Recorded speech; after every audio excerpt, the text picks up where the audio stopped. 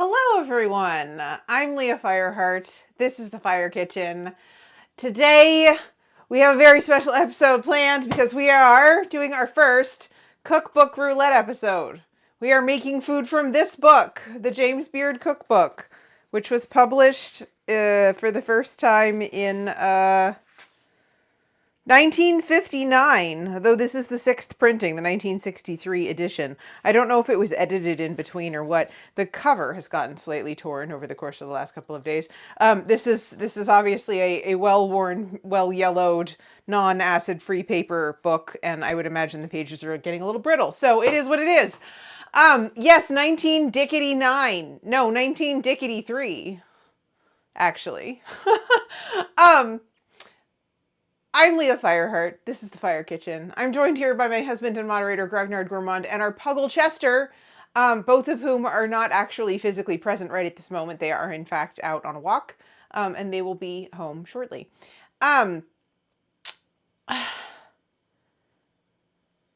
What do I have to talk about? I have a few things. I have a few things that we're going to go over first. Okay, why don't we start with...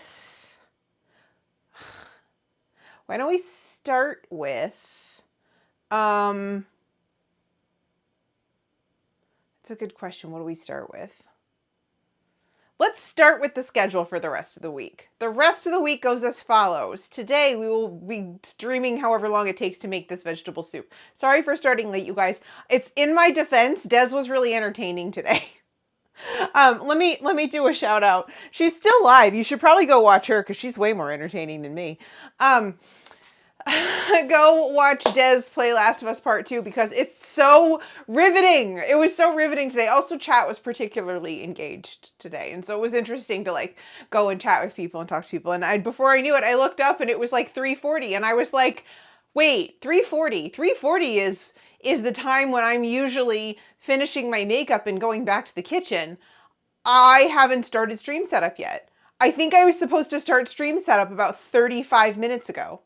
Why didn't I do that? Oh, right. It was because I was typing at Des. Oh, no. And Noob. This is also Noob's fault. Oh, and Baker. It's also Baker's fault. And probably Brigitte's too, but that's just because we can do this. Wait, hold on. I don't have a button for this, but we can do this. We can do that, and that's what happens. We were talking about Smirnoff Ice. In the window when I was supposed to be getting ready for stream, I was talking to New about Smirnoff Ice. It's fine. It's not a big deal. I mean, so I go live a half an hour late. Who cares? Let me say hello to folks before we get too far into whatever. Noob, hi, hello. Brig, hi, hello. Quill, hello, hi. I'm glad you're here because I have something to show off. That's on my list of things to do immediately in the early part of the stream. Congratulations on arriving first. Jane, hi, hello, hi. Baker, hi, hello, hi. My hair looks good, thank you. I did, well, we can talk about that too, but not right this second. Kaylee,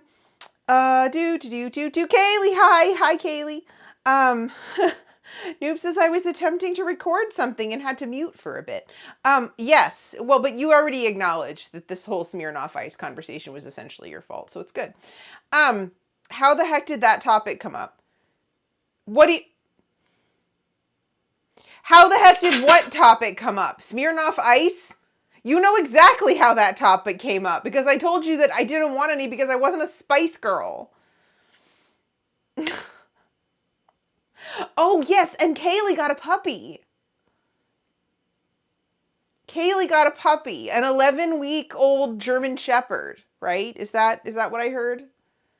Shepherd puppy is what I heard in Dez's chat, because I was definitely not still lurking in Dez's chat watching her play Last of Us Part 2 right up until the very minute that I had to unmute to go, talk to you people. There's a puppy picking the disky! Heck yeah, amazing. I love that. Okay, I'll have to go look. I can't look now, but I will go look. I will go look soon, I promise. Okay, so first of all, there has been a hair compliment. So this whole hair thing, you all, why did nobody warn me that the whole hair dyeing thing is so fraught? is this normally fraught? Is this like a normal thing for normal people, or is this just a I live in kind of a weird place for salon services kind of deal? Or I am, because I'm 46 and this is the first time I've ever got my hair dyed, I don't have a wide breadth of experience of this. Is this always a thing? Because here's the thing. So I went to my regular hairstylist. This is all this within the same salon. This is just right up the hill. It takes me 3 minutes to get there. Okay. It's just our regular place. But we do live in what I would call a relatively affluent suburb of Washington, D.C. And nothing is cheap here. It is what it is. We live in a 2-bedroom condo. It's not like we're, raking in the dough. We'll get to that too. But what's funny is that like the whole like, so I went to my regular stylist and she did the kind of like burgundy red situation that I had going on. And actually I didn't realize how different it looked until I got back on camera. It looks really different, doesn't it? It looks really, really different. It looks not as red. It's still dark. It's still maybe darker than I want, but it's not as red. Yeah, and how did I not notice, like looking in the mirror, like either at the salon or maybe it's just because this is the most amount of time I spend looking at myself. It's weird. So anyway, she did a semi-permanent gloss over the top of what I had because I said it was too red and too dark and it wasn't what I wanted anyway. And so anyway, she didn't have time to do the what I wanted, which was the pink. There just wasn't time because she was out of town and then she got COVID and then we had a snowstorm and they were double booking all their stylists. And so they crammed someone at the end of my session because they thought I was just getting it like, I don't know, whatever. We've had this conversation 3 times. They know what I want and they still can't manage to like book the right amount of time to do it. Whatever, it's fine. So she did like a more neutral, like less red, more neutral gloss over the top. I like it better. I'm much happier than I was. It's just, it is, and she said it should be a little bit more sustainable, in terms of like, cause I was getting like serious roots, right? And like, I didn't dye my hair because I wanted to cover the gray. Like, that wasn't the objective. Like, I wanted to dye my hair because I wanted it pink, but I wanted it pink like at the ends. And so what we're going to try to do is try to get me back to a situation where I'm closer to my like natural, normal graying color and yet having it not quite be so that like high contrast and then keeping the pink at the ends. So that's the objective. And it did not happen yesterday. It's fine. Lassie, hi, hello, hi, how are you? No fleshy babies. Brigitte says that's a simultaneously reassuring and worrying nomenclature. That's true. Yeah, how did the beef and vegetable soup go over? Good. Okay, good. That's good. Good. Jane says it looks so different and I really like it. And I also really liked your old hair too. Yeah, I did. But so my problem was though that I don't want to have to do like full-on permanent dye every time I go get it colored. Like that was not really the objective. And like I guess maybe because I didn't quite know what I wanted because I never had it done before, that I wasn't able to articulate kind of what I was after. And this, for whatever reason, so I came home and I said to Grog, and Grog was like, oh, how was your hair appointment? I'm like, it was great. She's an absolute ADHD bisexual disaster of a human, and I love her. I felt right at home there. I wonder why that is. Anyway, so she was very distracted the entire time. But it's fine. She got it done. She did a great job. She had great ideas for like how we like transition to kind of more what I was after, like natural but also pink. Going forward, and was very insistent that she really was enjoying my natural like sparkles that she called them, the grays. She's calling them sparkles, which I think is adorable, and I'm here for it. I'm just here for it. So I liked her attitude. I thought she was talented. I thought she was approached this in a way. She explained everything, like explained everything, explained all like the color matching process and like what we were going to try to do to like balance out the color that I wasn't so sure about, and then how we were going to layer it to get the pink that I actually did want, and what we were going to have to do there, and also kind of like what all of the stages of this process could cost depending on what, because obviously like I'm not made of money, right? And so I want to do this in a way that's like sustainable, that I can kind of maintain a little bit myself, that, you know, because I'm kind of looking to kind of do this like once a quarter, not like once every 4 weeks, which was kind of where we were at with the red. So anyway, she was just much more transparent about the whole thing, which I appreciated. Salty, hi, Salty. Opting out is out of town is where you get COVID. Also, hi, yeah, that's true. Did you, when you went out of town, did you get COVID? Kaylee says, but yeah, we were gonna wait until the spring to get another dog, but I saw her and she was perfect, and here we are, house trading a dog in winter. Fun. Jane says, I get it, though it's not what you wanted, and that's always a disappointment. Opting out says, only everything related to the hair dry. I hope that she had explained everything and that now you possessed all knowledge. I a little bit do. I feel like, so she's quite young. She's probably, if I had to guess, I would say she's 26. Probably 26, 20, maybe 27, but on the younger end. She still lives at home, which of course is pretty normal for that age, right? Because they, especially around here, they can't afford to move out. Like, of course you can't afford to move out. Who can afford housing? And I guess she's in a serious relationship with like her second kind of serious relationship, it sounded to me like. And so I heard all about her love life and the disasters of her early 20s. So that was good and dramatic. When I told her I was a Twitch streamer, she understood exactly what that meant, as opposed to my old stylist who kind of was like, oh, that's I'm sorry, what? She's not that much older, but I think she's just a little bit less like connected to pop culture, which I think is interesting. So she literally, like, she pulled out the color book and she explained to me how all the numbers work.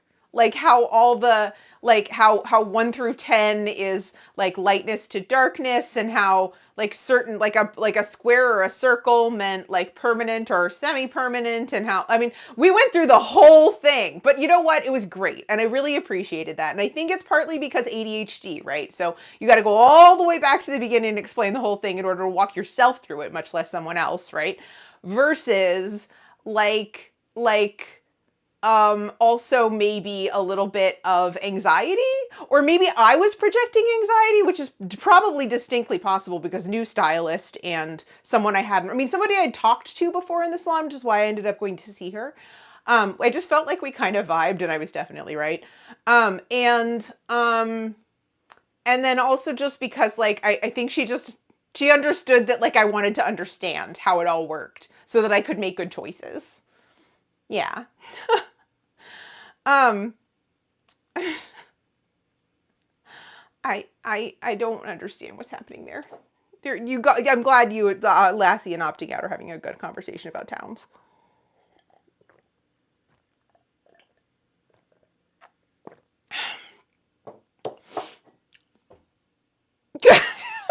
Opting Out says he's unlikely to get COVID there. Distemper, maybe.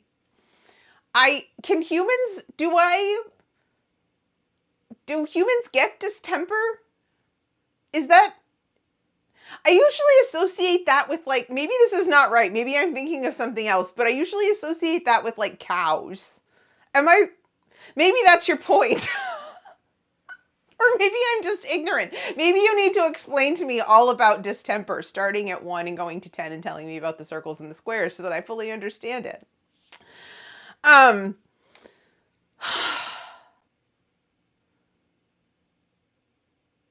Eh.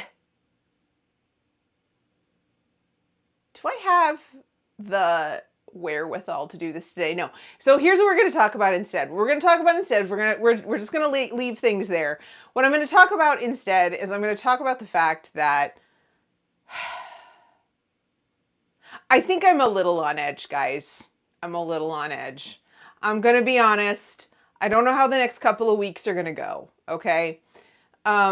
Those of you who are, frankly, those of you who aren't even Americans are probably aware because the man can't shut the fuck up. But like, obviously the inauguration for Donald Trump is in 10 days. Um, and this is kind of like the end of the reprieve, right? The post-election pre-inauguration reprieve of knowing that the shit's about to hit the fan, but it hasn't hit the fan yet. Well, the shit's about to hit the fan, and I don't know if my umbrella works. um, so I'm gonna be honest. I had been pretty well ignoring it, right? Like I'd been pretty well in denial. I'd been pretty well able to kind of like compartmentalize and say, this is not a problem now. We'll deal with this when there is a problem. We're doing the things that we need to do that we identified that we need to prepare for this, and we're doing them. We're getting them done. This is a thing that is happening. This is okay. Um, hi Steph, hi. Um and so like I all I can say is that with the fires in LA, I'm from California, okay? I have friends who live in LA. With the fires in California, and given what certain soon to be inaugurated presidents have said about the whole thing, everything just hit me all at once last night. And I couldn't sleep, and I just now am like, I don't know what it is. It's like one of those things. This happened to me. I mean, I think this is probably true for a lot of people. I don't think I'm just describing what's happening to me, which is why I'm sharing this, which is that I feel a little bit like an old cell phone battery when things like this happen, right? Like I can charge up just fine. I charge up to 100%. It's not a big deal. Maybe the connection's a little loose and kind of comes loose a couple of times at 3 a.m, and that's okay. We can still just charge it up before we have to leave in the morning, right? The problem happens when we get 5 or 6 hours into the day and the battery's at 15% because you've just run through your battery so much faster than you would have expected. That doesn't actually have anything to do with you. It just has to do with the fact that the battery's worn out, you know? It's just like, it's like, and it's like when you are in that situation for a long time, then you that starts to feel normal until something really genuinely awful happens, right? Like until something or hi, thank you for the follow. So when something either genuinely awful or even just like a minor inconvenience, like things like my camera not working and none of the things that I knew how to do to fix it work. And like the next day you reboot the computer and everything works and there's nothing wrong with it. It just wouldn't work that day, you know? That's the thing that happens. But that's the kind of thing that can throw me off track, right? So I'm gonna be really honest with you guys. I don't know how the next 2 weeks are gonna go. It could be normal. It could just be I'm gonna do my Lamplighter stream on Saturday. We're gonna watch Yuri on Ice on Sunday. We're gonna have some lovely gay vibes in Discord. That'll be wonderful. We can we can play with our new Ring Fit adventure that Brigitte got us on Monday and go into some Fortnite and play some ranked with Dez and do some more cooking. I've got set the menus from the charity redeem and opting out had one and Lassie had one. Hi Thaddeus, it's so freaking good to see you. How are you? It's good to see you. It's been a while. Love to see that.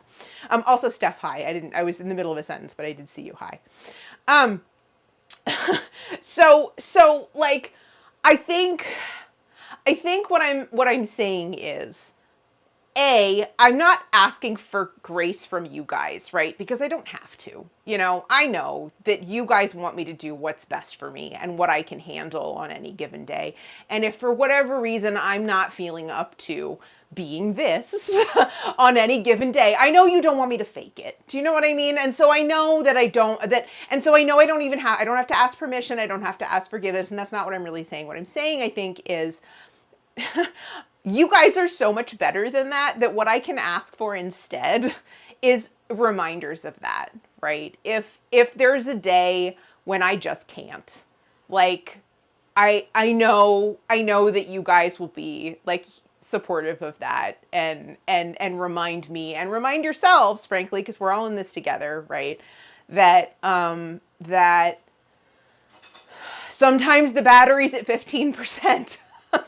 And you can plug it in all you want, but it's still going to take 3 more hours. And by then the window will have passed, right? Let's see. Ash, hi. Hi, Ash, hi. How are you? Lassie says for me, and I noticed opting out says humans can carry distemper, but it doesn't cause diseases. Aha. Um, yeah, Steph Disney reminded an umbrella, you need a full-on storm shelter. Yeah. Lassie says for me, probably for family members I care about, probably, but not the jackalopes. Oh yeah, probably not the jackalopes. Sheet says I had it explained to me like operating at a higher level of tension, which is obviously a lot more draining. That makes sense too. Thaddeus' life's been crazy. Time hasn't been good to catch day streams, but happy I can hop in for a few. Hope you're well. I mean, I am. I'm well within the context of how well we can be. Let me just put it that way. It's true. No, and never make any kind of apologies for not being here. Life is life and doesn't always include Twitch streams, but I am always super excited to see you when you pop in. Lassie says, remember, you're a badass and we are equally badass. That's true. Those things are all true. Baker says we ride or die in the fire kitchen will always be here and understand. Yeah. Yeah, metaphors. All the metaphors. So many metaphors. All the metaphors. Let's go into something a little bit more concrete. Because I'm also an introverted feeler, if you believe in the Myers-Briggs stuff, and that stuff's hard for me. So we're just going to move on. What? New donation from someone. Thank you, someone. Do we have to talk about Ko-fi? Do we have to talk about Ko-fi today? We're going to briefly talk about Ko-fi today. We're just going to, because we got a donation from someone. Thank you. I appreciate that. It's lovely, especially with absolutely zero explanation of what's going on here because I couldn't hack it today, but we're going to try. Okay, this is what we're going to do. We're going to talk about this briefly. You all know my husband works for the federal government. You know who's been put in charge of cutting back the federal government. It's the person who put himself in charge of Twitter. We all know how well that went, right? Okay, so we are looking in terms of our lives at kind of we're trying to operate at a level of increased resilience at a time when it's hard. Yeah, so I basically had kind of two options. New donation from Fantasy. What? That, you guys, I'm not even explaining, and you filled the goal. Thank you. Thank you. Thank you. That, you guys really are like, you see a bar and you fill it. What the heck, man? I appreciate it. I appreciate it just for myself, okay? And I'll get to that in a second, but I appreciate it the most for this community because there's two things, right? I have options. I obviously closed my business last year because the operating costs got to be too much to bear, right? And so I was kind of looking at the last 6 months or so as a time to, I'm going to really try hard not to cry because that feels weird, but this is a lot. So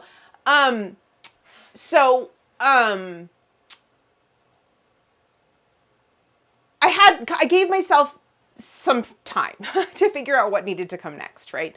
And then of course with the election, we looked at our budget and we looked at what we were, we're doing fine, right? We're fine. Like we can pay all our bills, we pay our rent, we pay our we pay our mortgage. You know, this is like not a big deal. Nothing has changed for us, but we are looking at an immediate horizon where something might.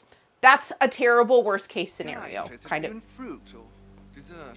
Des, thank you for the raid.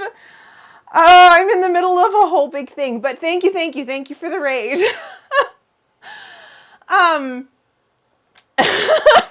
This is one day Leo. No, but this is so the goal makes sense though. There's numbers behind this goal, you guys. There's numbers. No crying in baseball. Thank you. Hi, Des. Hi, Quantum. Hi, Katie. Hi. How are you? Thank you.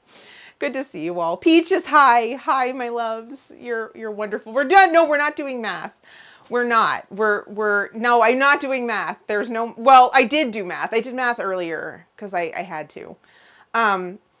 Katie says, I made a meme of this literally 20 minutes ago. Why are we doing, no, nobody's doing math. Nobody's doing math. You guys, Des, how was the rest of stream? If you all, I shouted out Des already once before because I was talking about how I couldn't tear myself away from Dez's stream earlier. So if that's a recommendation, don't watch Des if you have something that you're critically supposed to be doing instead, because she will draw you into her zombie mushroom web.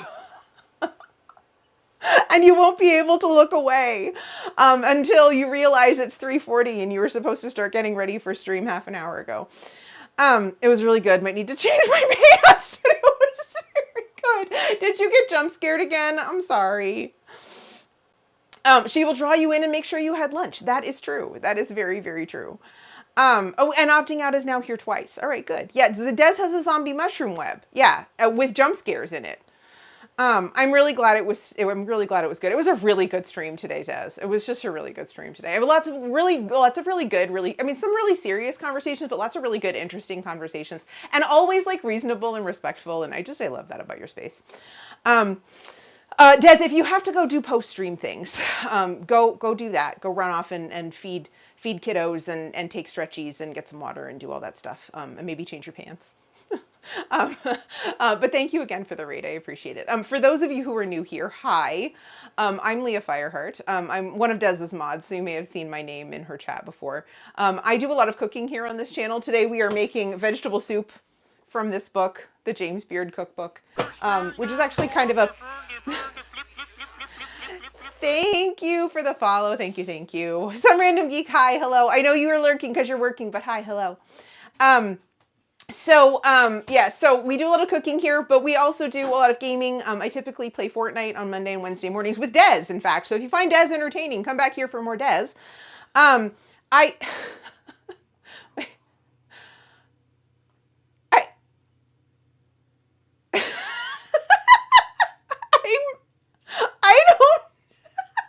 don't know if that's true.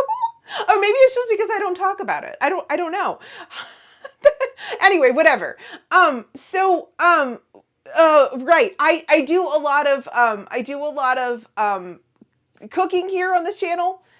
Right. That's also true. We do have rules, but I thought it was funny, so I allowed it. There's 13,000 things going on at once. I'm trying to explain. I do Fortnites on Monday and Wednesday mornings. We're currently playing through a game called the Lamplighters League on Saturdays, Fridays or Saturdays, depending on the schedule. Called the Lamplighters League. It's a tactical RPG. It's so good.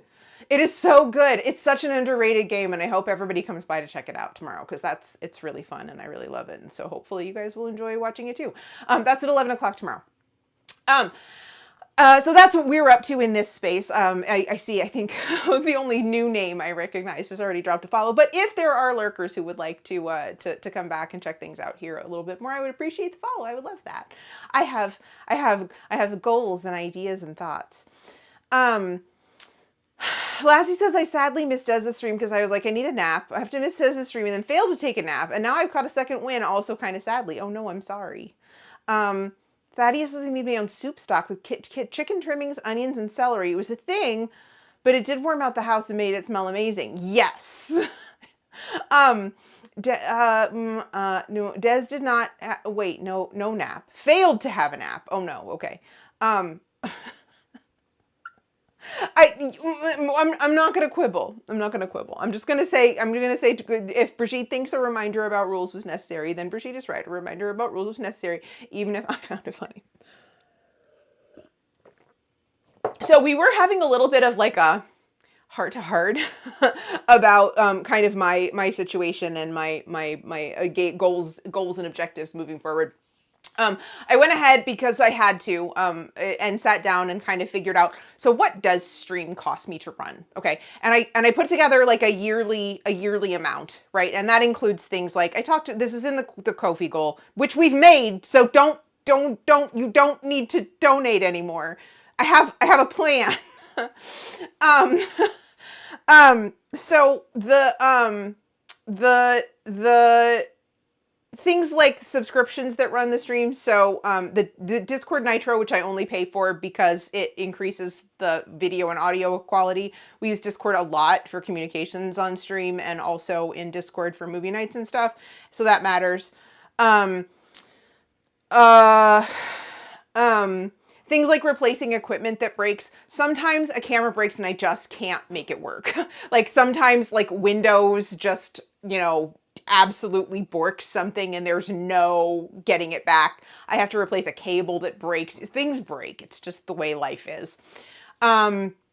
And then things like when I rent, like most of the time I'm able to kind of pull like movies and things from subscription services that Grog and I have anyway. But if I can't, then usually if there's something specific that we want to watch together, I'll usually rent it. That's only a few dollars, but like it adds up here and there. If I do $10 a month, that's $120 over the course of the year. So it's like, it's not a lot, but it's from Tfizanoob.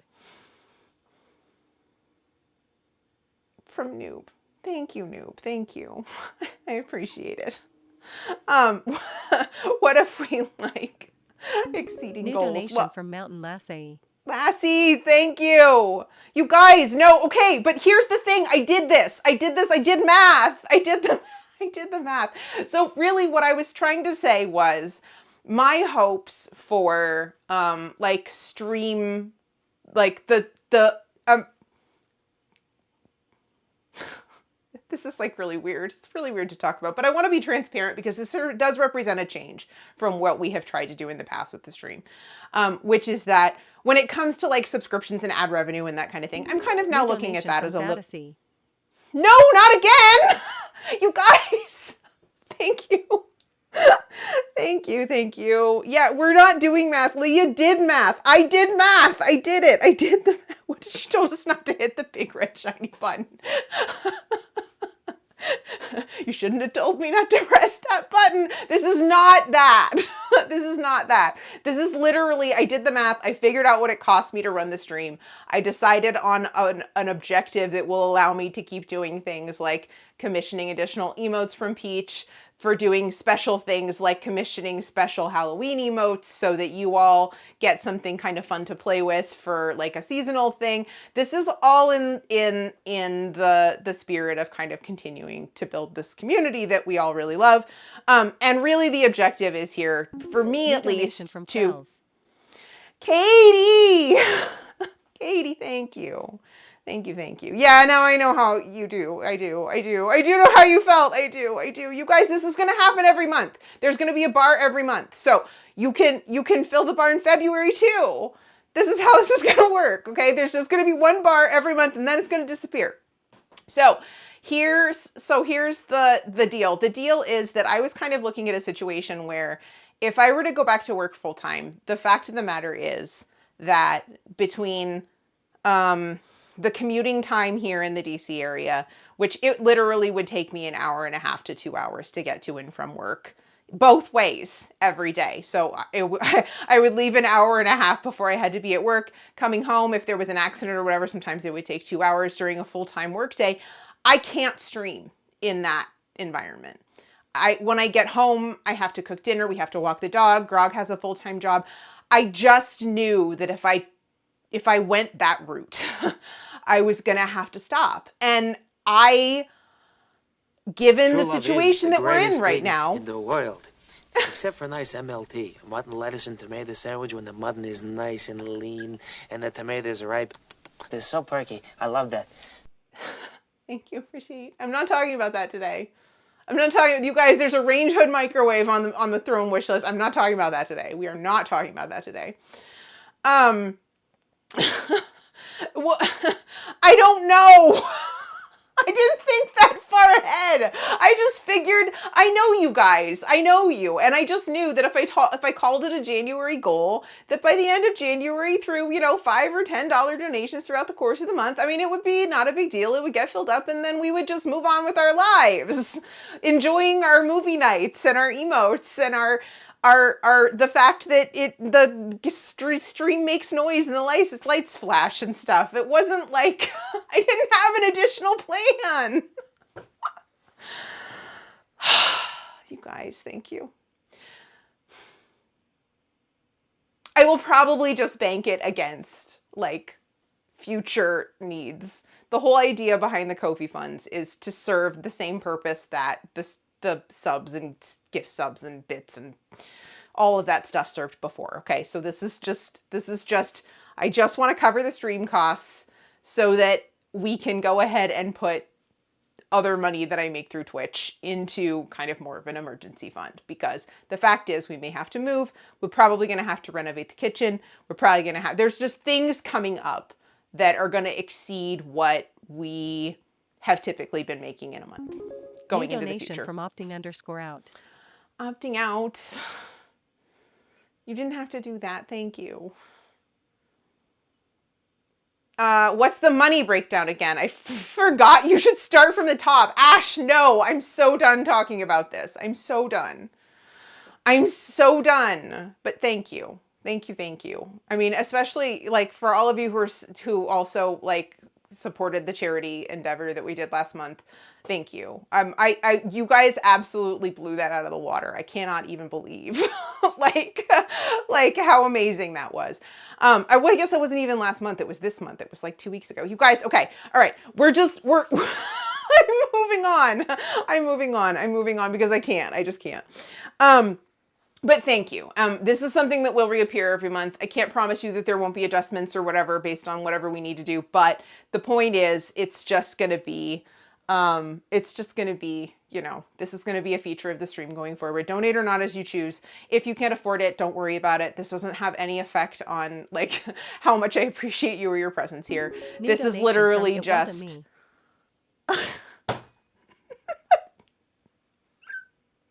Thank you, Anonymous. I wonder if this is the same Anonymous. No. Thank you for the gifts. Quill says I don't have, yes, thank you, Quill, for the segue. Oh my god, I appreciate it. I love it. Okay, you guys. No, you guys are good. You guys are good. You wanted to make the green bar move too. You're very sweet. You didn't have to do that. Quill, so this is the great thing about, so I've also made some adjustments to the throne wish list. Again, we're going to talk about this today. But what we are going to talk about is that one of the things came. Quill got me a gift. Okay. So we're going to talk about that now because the throne wish list is still a thing and I love it. Look at this thing. Look at this beautiful book. Look at this. New donation from Rounded Up Button. Thank you. New donation from Thank you, Twizzanoo. you guys. I'm going to turn off this bar if you don't stop. And this is not a no don't, please do. This is literally a no don't. Believe me, the bar will come back in February. It's okay. Okay. Oh, here. Wait, let's do this. Oh, well, actually, you know what? I can probably just hold it up to the camera. Look at okay, first of all, bug phobias. Little bit of bug phobias here. There's bugs here. Okay, so just if anybody's not into bugs, I'm gonna show you the flyleaf. Look, it's such a cool pattern. They're just like little crickets or something. So this is called Peculiar Baking, a practical guide to strange confections. And Brigitte found me this, and I immediately added it to my throne wish list. It wasn't out yet at the time. It came out in 2024.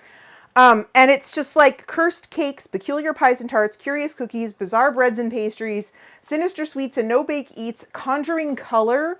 And look at the author of this book. Just look at this person. I don't know what their pronouns are. It's Nick Alcaraz, but I haven't looked up like biographical details. Look at this. Bye, Thaddeus. Get back to work. Thank you for being here, and thank you for your donations. I really appreciate it. Everybody in the community appreciates it, because that's what this is all for. Wait, back in February, what is this, a Souls boss? Yes. Steph, yes, you can have Cosmos at this bar. Yes, you absolutely can. Briggs says it's not a flyleaf, it's a cricket leaf. The Kindle version is... Oh, you have a Kindle version? Oh, I didn't know you had it. Oh my gosh. Okay, so there's like some really basic like baking things and stuff.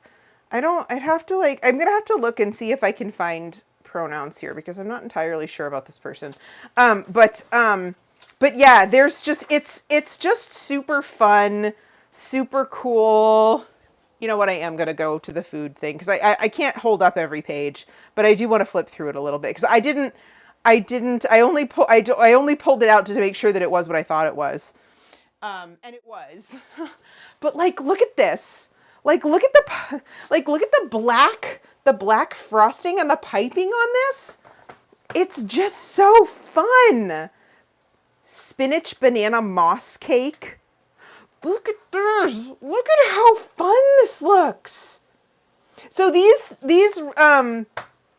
recipes seem like a little bit like, oh, you did some Googling, Hehan. Thank you. I appreciate it. It was a Hehan, good. Let's see. So we didn't. I found it on Google on your list, so I took it for you and then took the Kindle for me because it's cheaper. Yes, yeah. Well, and New I donation usually from bake like, _out. well, opting out, thank you. Okay, Des is actually lurking this time. Okay, thank you. Imposter. Oh, it's an imposter. You guys, you're trying to get opting out into trouble. Oh, speaking of trouble, we'll talk about that too. This is so cool. So this is a situation that might happen. And there's just a bunch of new techniques about things that like I've just never tried before. And this book just represented like, I mean, both like a unique aesthetic, but also just like a good opportunity for just forcing myself to try some new things in the baking world. So thank you so much to Quill for getting me this, because this is maybe a situation where I bake off the cake layers or something and then we spend all stream decorating it, like that kind of a thing. But I'm really, really looking forward to getting into this. It may be a few weeks before we're able to do this because I do have some kind of outstanding other things that I need to do, but I'm very excited about the book. We need to get a little serious again here though. This is how serious I am. I'm so serious right now, you guys. I'm so serious. I swear to God, I'm serious. One of you goddamn gremlins sent me condiment packets. Every couple clip reels that we play on breaks, we get the "do not send me condiment packets" script. There are only a handful of you who have my address. I'm fairly certain I know who sent these to me, but I now have, I think it was 50. 50 Sriracha hot sauce packets to do something with. Noob, no! Ugh. I'm getting angry at Dono's now taking a page out of Vintage's book. I mean, no, I'm not. I'm very, very, very grateful. And I just want to be clear in my communication. I want people to understand what I'm trying to achieve with the monthly donation bar. And that's, once it's filled and we're good. That's what I'm saying.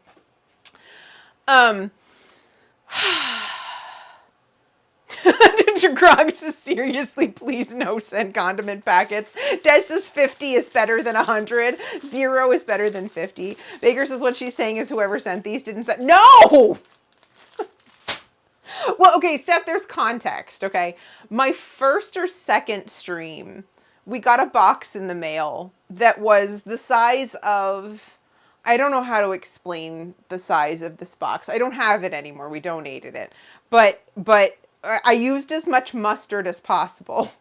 But it's a box like this. Like, it was like, I don't know how to do this in centimeters, but it was a box like this big by this deep by this wide. Is that right? Yeah, I think that's right. Anyway, you guys get the general idea.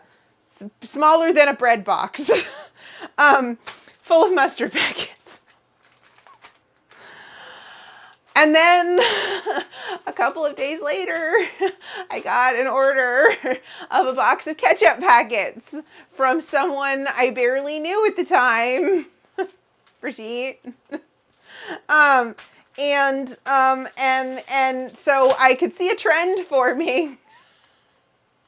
And now, Sriracha. I mean, at least like this I can like put in my purse, I guess. Because I don't know, I mean, I have a whole bottle of sriracha. In fact, I think we have 2. That at least like these I can like take with me and like put on food that's under seasoned at restaurants and stuff, which happens. Or maybe I should just send them all to Wales, a place that notoriously under seasons its food. No shade, Steph. That wasn't shade directed at you. That was shade directed at Brigitte. I'm sorry if I offended any other Welsh people. I'm only trying to offend one specific Welsh person. No! No sending sriracha instead of money. No sending anything. Stop sending. No, it does not depend on where you put the comma, you gremlin. Stop. Oh, how Chester's? He's a pretty accurate unit of measurement. Where is the Chester? Hey, Chester, come here. Come here. Come here. Come here. Come here. Come here. I need to carry you into the kitchen briefly. So we have a Chester. It's probably half a Chester's worth of mustard, I would say. Hey, doggy, do you see? Look at the camera. No, he can't look at the camera. He doesn't know what's up there. Oh, what kind of dog is he? He's French. With? Probably half a Chester's worth of mustard packets. Briggs says, I mean, that's how people become friends with Leah, right? Send a new pack of condiment packets? No. Early on, Briggs said, welcome to my friendship. Des is not wrong. Opting out says, put it all in your purse next time you go through an airport. Yeah, I'm sure that's going to go great. Briggs says, wait, why does everyone think it was me? Brigitte, there are 1, 2, 3, 4, 5 people in this community who have my address. It wasn't Pies. It wasn't Des. It wasn't Trombone Dalek. It wasn't the person who only showed up for the cookie streams and won cookies. And that leaves you. It had to have been you. I'm pretty sure Pies, if it were Pies, Pies would not do it anonymously, is the big thing. Pies would have just been like, heh heh, sriracha for you. Do you know what I mean? Noob says, pro tip, do not put them in your wallet. My grandma did that with mayo once and then proceeded to close the snap button with a firm push. You can probably imagine the aftermath. Oh my God. Brick says, I already did this joke with ketchup. Baker says, the look of why am I up off the ground? Wait, this is where the food comes from. Yes. Half a Chester could be a whole Dora. Who's Dora? Lassie says, so Chester can fly into the kitchen, not walk. Yes, exactly. If Chester is being held, Chester just isn't allowed to walk on his Chester has 4 paws, by the way. He is an entire 4-pawed dog. No 4 paws in the kitchen. Quill says, I wish I could send baked goods instead. I wish you could too. I would love to eat your cooking. Steph, this is math again. Trombone Dalek, haven't seen that episode yet. No, Trombone Dalek is another friendo who I know would never was just way too mindful of boundaries. Would never do it. Just would never do it. Detective Leah is on the case through the powers of deduction. I'm talking to my skull, and my skull says, it was Brigitte. Brigitte sounds like a mystery for me to solve. You might have to find Durdle, because I'm not going to play with you. I've got to make soup. Dora is your dog. She's tiny. Oh, Dora the Explorer. Oh, okay. What kind of dog is Dora? Can we see Dora pictures? Are there Dora pictures? Maybe like in Rhubarb's Discord or something. Steph says, remember, soy sauce is not a condiment. It's a sauce. I swear to God, Lassie. Just as that reminds me of the time I was playing with a Taco Bell sauce pocket and it busted open and got on the ceiling. Schwinder says, yes, I gathered. I was being silly. It doesn't sound like a Dalek. Usually they put a laser through your insides. It was not Durdle. Durdle does not have my address.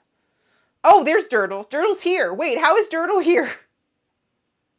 Durdle denies any and all allegations, and I don't think you should be trying to falsely accuse an aminal layer. You might have problems. Oh, Durdle was summoned. Okay. Objection. Brig is leading the witness. Lassie it was not Lassie. There's absolutely no way. Unless Lassie found like some way to machinate getting my address, which is like stalking, and I don't think you would do it. Steph says there's in fact a picture. Your picture of Rhubarb just tagged you. Okay, I'm sorry. There's now 2 puppy pictures in my Discord. It's not my Discord, but like there are 2 puppy pictures in my Discord notifications, and this is just unacceptable. I need to go see puppy pictures. I'm sorry. You guys are just gonna have to wait. Puppies take precedence.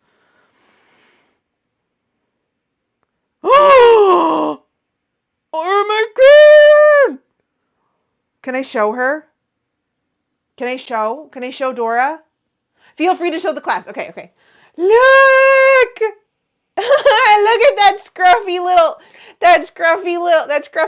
elf. She's so cute. Oh, she's so cute. What kind of a dog is she? Looks like some kind of a terrier. Oh no. Briggs says, I have gathered you all here in the kitchen today to get to the root of this most shenanigans of mysteries. Durdle says, Leah, I'm very sorry for sending you condiment packets. At the time I thought it was funny, but now I see it was clearly an evil act. I hope you can forgive me. You are lying!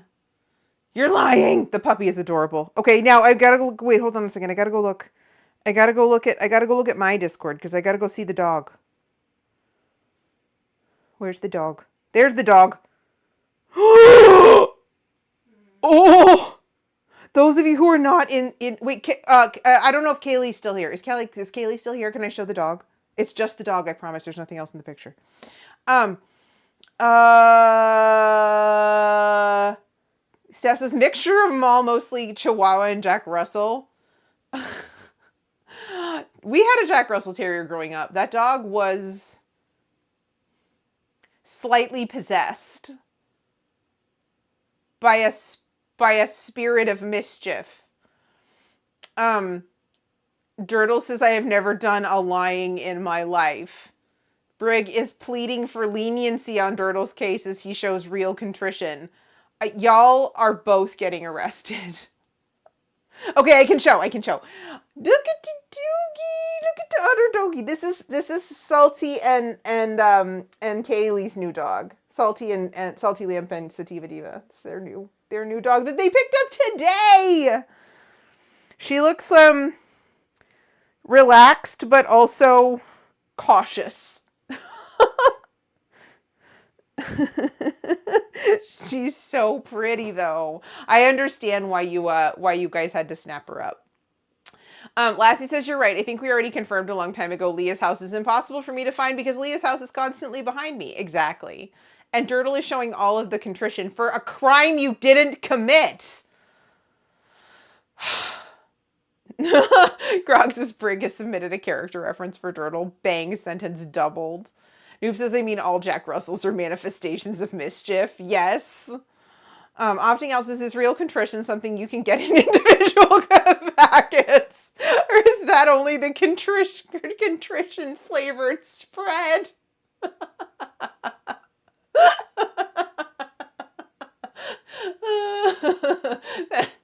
That's very good. That was very funny. That's very, very funny. Oh god, Grog is hungry. I can't cook. I have to run ads. Let me throw out the little plastic thing that the book came in. I have to cook. Okay, but this is not going to take long, I don't think, except for the vegetable chopping. That'll probably take an hour. So here's what we're making, and now that I have 7 minutes of time in which to discuss this, Grog is confused. So we're making old-fashioned vegetable soup, and because you guys, I really have tried. I've tried my whole life, and at my big age, I have finally decided for myself that I am not a soup person. I'm just not. It is not satisfying to me. If I don't have a sandwich to go with it, I'm going to be hungry again in an hour and I'm going to be hating everything. And I'm just going to eat ice cream. And not that there's anything wrong with eating ice cream. Ice cream is fine. It's too fucking cold for ice cream. It's too cold. So we're going to make steak sandwiches in addition to the soup, although we're not making steak sandwiches because I'm not going to grill an entire rump roast just to make steak sandwiches. We bought roast beef from the deli like a normal person. So we're making vegetable soup, we're making steak sandwiches, and we're going to take, in between, we're going to take a more in-depth look at this book because, as I said, one of the things that I'm trying to do this year, because we're getting to the point where at some point we may decide that we want to move and I need to know if I'm taking all 75 of these cookbooks with me, trying to determine which ones to keep and which ones not. I think this one's a not. I'm pretty sure this one's a not. That's why the stream title is I Have Questions. We'll get into my questions when we get into the recipes, but I'm not sure about this. Maka, hi, hello. It's so good to see you. Oh, wait, what? The kitchen is clean. Wait, your kitchen? My kitchen's not clean. My kitchen's full of dishes. Am I eating ice cream outside? Lassie, do not bring the logic. It's still too cold. Noob says my parents had one way back in the day. Once he grabbed something, he did not let go. Grabbed items included a very angry man's bowler hat, an entire Christmas tree that had to be dragged along for the entire walk, and a tennis ball attached to a porridge. Only reason I think this is so funny is that this is 100% the dog that we had growing up. This is Jazz.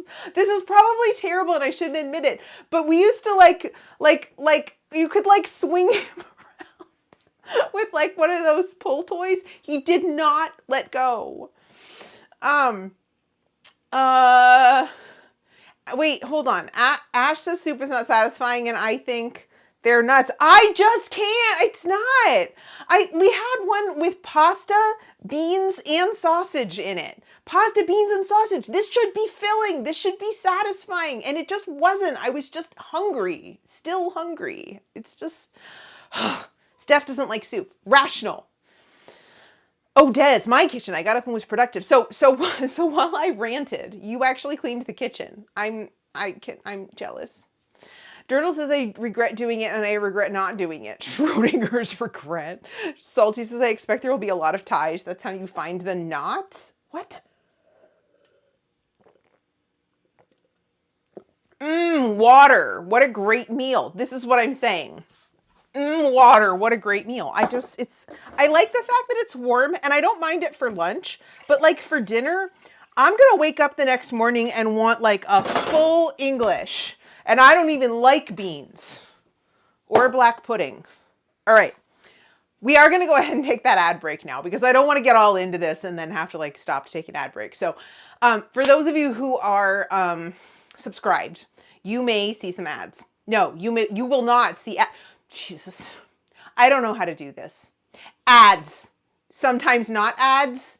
Some of you ads, some of you not ads. Some of you clips. Maybe clips if clips work. Otherwise, bye. 3 minutes.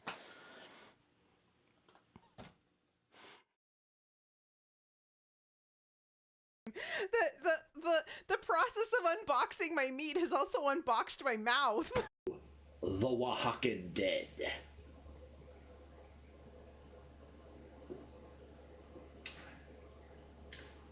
This does not suck. It most definitely.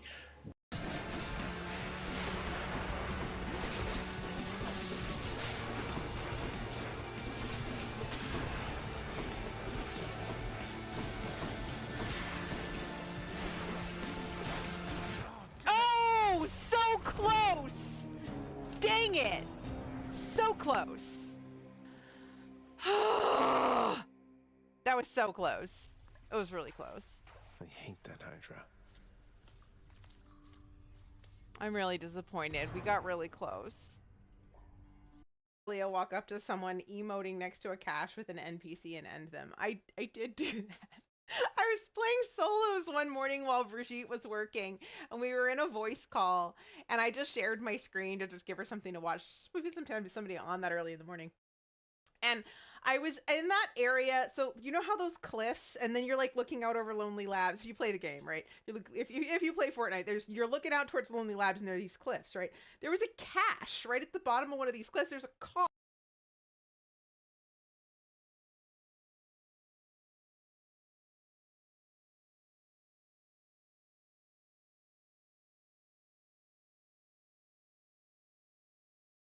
And Jim says beans on toast is genuinely great and will die on this hill. Then die.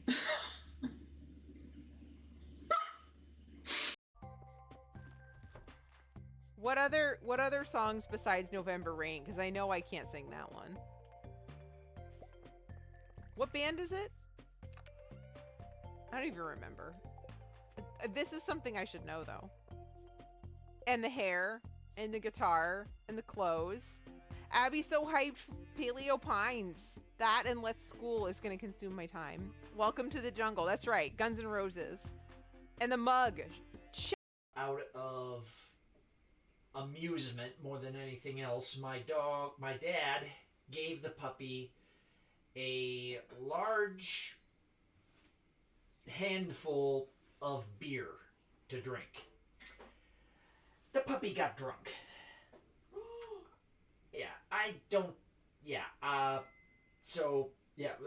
I will say my dad never did it again. And she's currently playing a permadeath run of Hollow Knight. So it's a little bit like Hades, except you just die and and then you have to start over. She is opting out. Thank you. Thank you for the donation. I appreciate it. I know you are not an Amazon person, but you do have a tendency to give periodic gifts to the people that you appreciate. Hi, friends. Hi. How are you? I'm a little I'm good. We're good. I'm good. So apparently the reason that Grog is so eager for dinner is that Grog didn't actually manage to have lunch today. So we're gonna have to get down to brass tacks. Get down to business. I will. What? So Lassie's is 1/3 ass, 1/3 cheater, and 1/3 clips. Oh, no, ads, not ass. Well, maybe a little ass. A little ass. Only a little bit, though. The book's dress is so cool. I do. I love my dresses. I am also hoping to get back to wearing my dresses over the course of this year. That's also a long story. But we're not doing any more difficult emotional things today. We're just going to be here and good and make soup. Dirtle says you should always have room in your life for a little ass. Yeah, or a big one. Yeah, or a big one. Yeah, a big one is also good. Yeah, poor Grog, let that man get his vegetable sandwich. 3 minutes of there's a poll in the chat. What does this poll say? Who is the condiment culprit? Dirtle Birtle, opting out. Brigitte, Dez, or Chester? It was an inside job.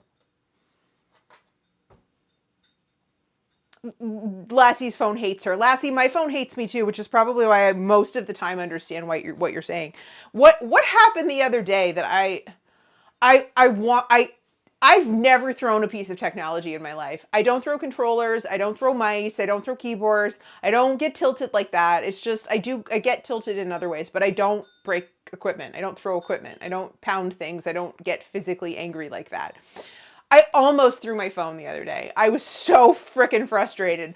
I was typing a word multiple times, and every single time I had it correct. It was a correct, normal, boring, usual, completely normal vocabulary kind of word, and it kept getting auto-corrected to something that was wrong and weird and bad, and I don't remember what it was, but I was so angry. That's what I mean about us kind of operating maybe just a little bit of a short fuse right now. Opting out says brass tacks is a well-rounded diet. What word? I don't remember what word was it. Well, Leah gets an ottle, does nothing. Given a boomerang, doesn't come back, never. I do not understand you. For once, actually. I'm sure you're making a joke. I'm sure it's very funny, but I don't understand. Okay, we are going to cut vegetables. We're going to cut vegetables. That's what we're going to do. We're going to cut onions. We're going to cut carrots. Actually, we're going to pull out onions and carrots and all of the things that we need to pull out. That's what we're going to start with. This is like the biggest bag of onions that I think I've ever... Why is there so many onions? This is like a lot of onions. Is this like a 10-pound bag of onions? No, it's a 5-pound bag of onions. I feel like maybe we usually do like closer to a 2-pound bag of onions. Anyway, it's a lot of onions. All right, 2 onions.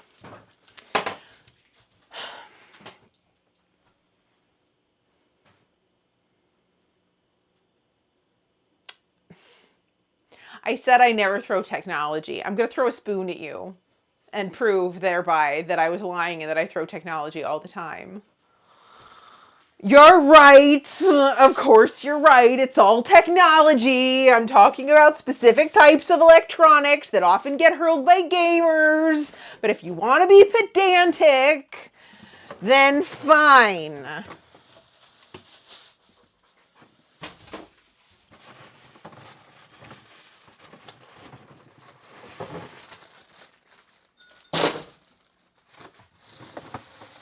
I have leeks. You know what I don't have? I don't have celery. Did we not get celery back on the list? I guess we must not have. Oh well, no celery then, that's fine. We have a turnip. When was the last time you got a turnip? This is what I mean, this recipe being from 1963. These are the chonkiest leeks I think I've ever seen in my life. Have you ever seen a leek this chonk? I sound like Faye. So somebody contributed 6,669 channel points to place the blame squarely where it belongs on Brigitte.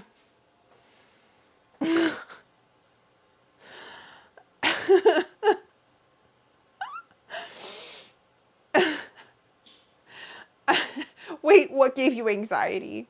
Wait, what? Wait, what gave you... I'm sorry, what? Hold on. I gotta scroll up. I don't want to give Baker anxiety. What are we giving Baker anxiety about? Grog can't dairy. Yeah, no, he can't. No, French onion soup is good, but yeah, no dairy, unfortunately. Which makes French onion soup, excuse me, much less satisfying when you can't put the cheese on the top. Do I have scallops? I don't have scallops. I do not. Steph has never had a turnip. Baker says, does a rutabaga recently count? The rutabagas are kind of almost the same. Yeah. Turnips go in pot au feu. You know what's interesting about that? This recipe, you're supposed to use the beef broth from making pot au feu to use to make the vegetable soup. So we're going to be adding some additional herbs, I think, because that was not initially clear to me because I didn't read the recipe that carefully. And so obviously we're not making pot au feu because for whatever reason, like lumps of beef are just not doing well for either one of us. Like stomach wise, it's not like the fat, I guess, too high of fat content or something. I don't know. Neither one of us are digesting it well. So no big lumps of beef for us. Roast beef only. So we're gonna make roast beef sandwiches. Oh, Baker's is the lettuce head almost rolled off the counter. It was wobbling around. Oh, it's cabbage. If it were to roll off the counter, it would be fine. It weighs about 14 pounds. Or 4 even, but still, that's a lot of pounds for a cabbage. That's like a really fucking enormous cabbage. Briggs says this turtle was taking me to the best place in town to get Hornby mit Guggenheims. Yes. Last I spent a lot of points on Brigo, but not 6,000. Brigitte, Dirtle says it's impossible. Brigitte was at the pub with me the entire time. I will say it under oath. You've got a problem then. Ash says, oh my god, I noticed that, wait, hold on. It's 69 hours in Veilguard.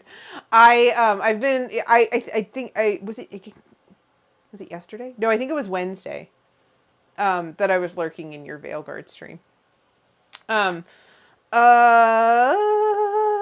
Hoary and Gloggles pub, as Brigitte said. Steph says, I'm sure Brigitte and I could go to the pub. You might be able to do that. I don't know. I'm not going to dox anybody, but Wales is not enormous. Durdle says I tried to make a tie between Chester and me. Lassie says I was trying to make it a tie between all three. Durdle, but ended up just spamming. All right, I'm cutting vegetables. I'm going to cut these last because they're going to get sand all over everything. Let's do carrots first, and I also need potatoes. This is going to take a while, this whole vegetable cutting business. 2 carrots. There's a reason why people just buy vegetable soup. This is a lot of vegetables. I need a vegetable peeler.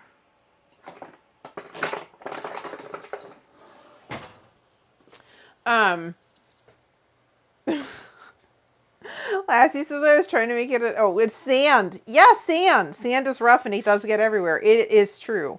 Yeah, are your are your leeks not sandy?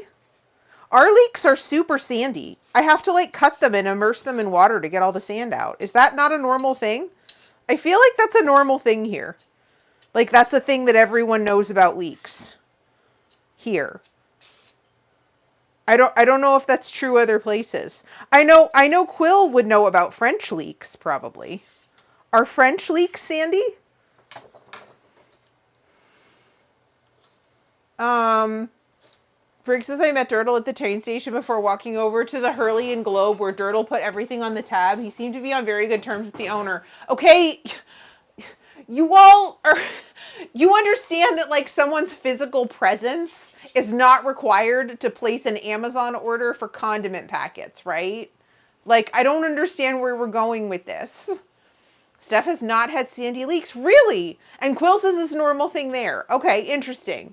Baker's has got to clean the leeks unless you're a fan of grit. Yeah. I mean, do you buy them already cut and washed, maybe? Because, like, I feel like a whole leek is just going to be... I mean, I've never had a not sandy one. I think I'm actually going to do... well, first of all, we're going to do this because I'm just going to throw those in the freezer. And then the other thing that I'm going to do is I'm actually going to pull out a bowl because I'm not going to have space to cut all these vegetables and also throw them in. These are only going to cook for half an hour, so I'm going to cut them pretty thin.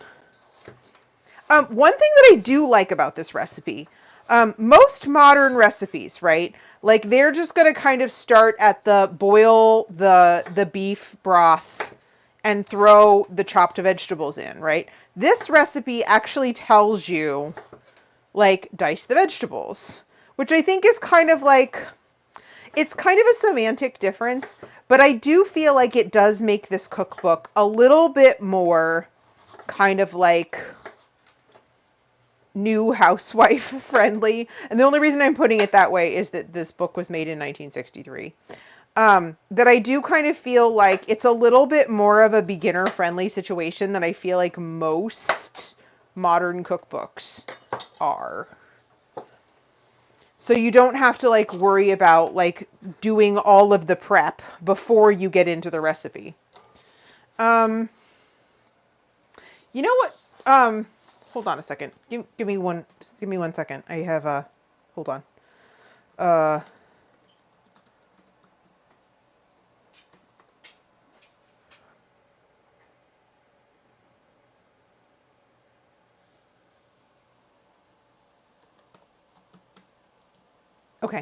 Okay. All right. Sorry. Okay.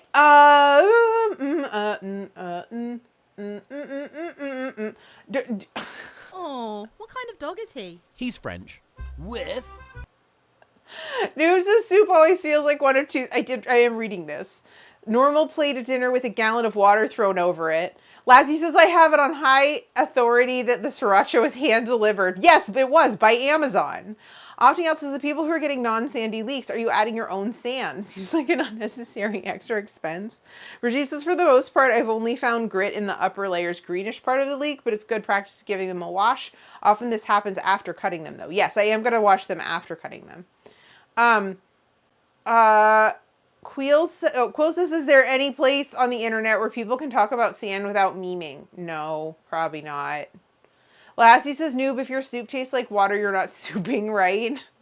There's probably a subreddit for sand enthusiasts. Has anyone seen the new Gritty Poirot reboot? French language jokes. You're going to have to talk to Quill about that one because I don't get it. Noob says it doesn't taste like it. I just don't really like my food floating. I think this is really interesting. I've never met so many soup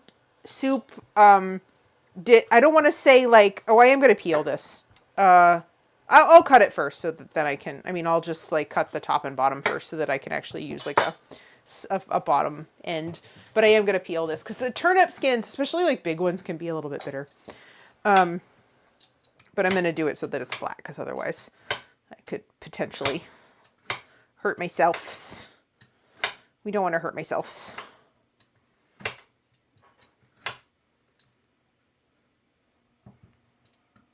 I already kind of hurted myself through overconsumption of mainstream media last night. Okay,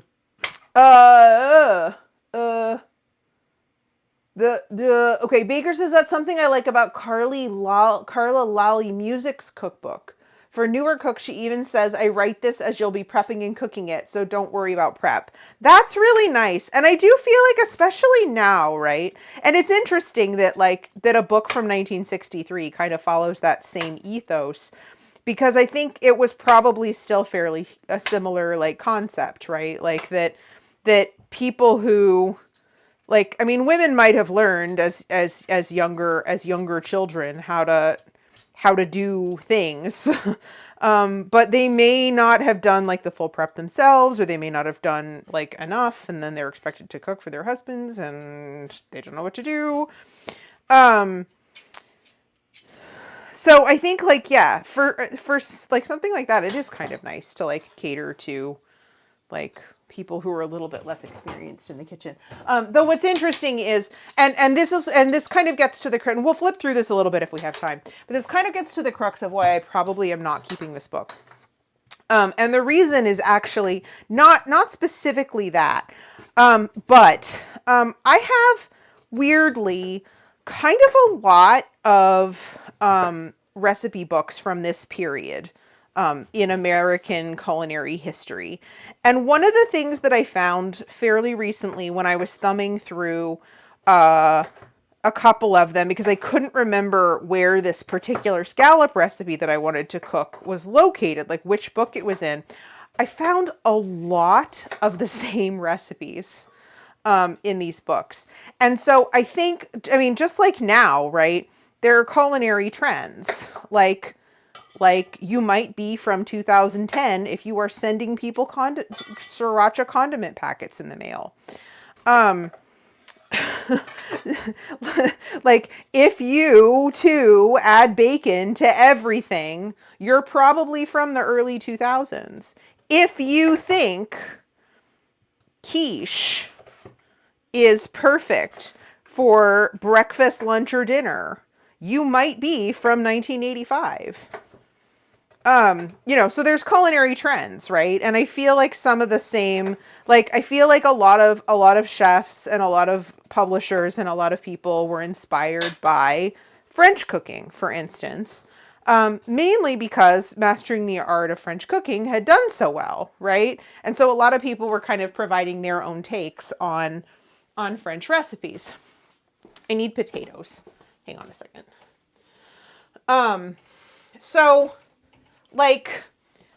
These are dirty. Hold on.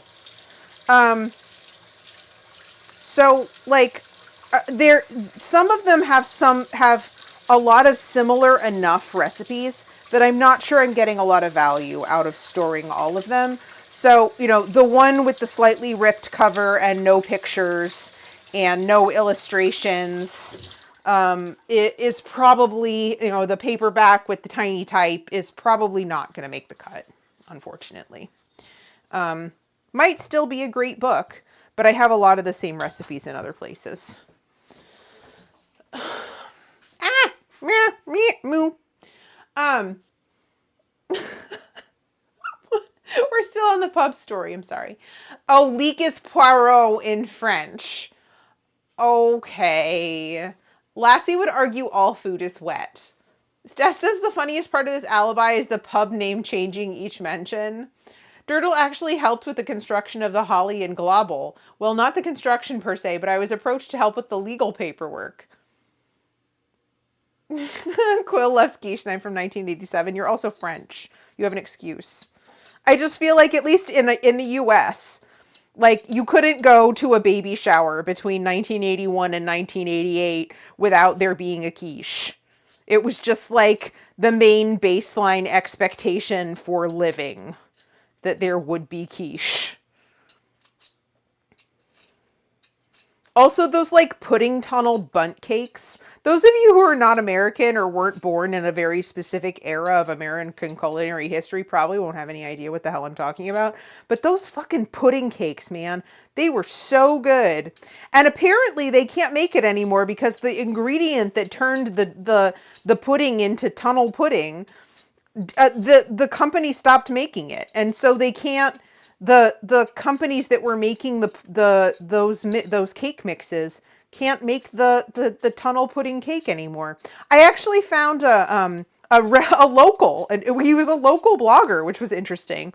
When I was Googling this, who was talking about those cakes and how he kind of like tried to like engineer his own version of it. Like, he found a company that makes the stuff that you need for like commercial kitchens.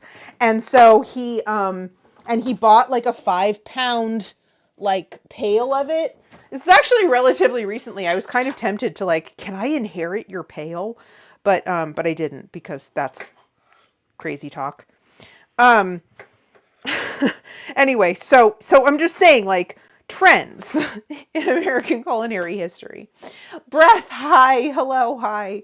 Night Captain Andrew, hi. Culinary fads. My avocado toast cooked on my George Foreman grill is pretty sure that's not a thing. Yes, precisely. Durdle says you won't believe it. They carted in truck after truck of paperwork. I had to build a bigger office just to have room for all the paper. Ironically, I needed to fill out some paperwork for the extension of my office too. It was a very busy month, especially considering the war that was going on at the time. Oh my God.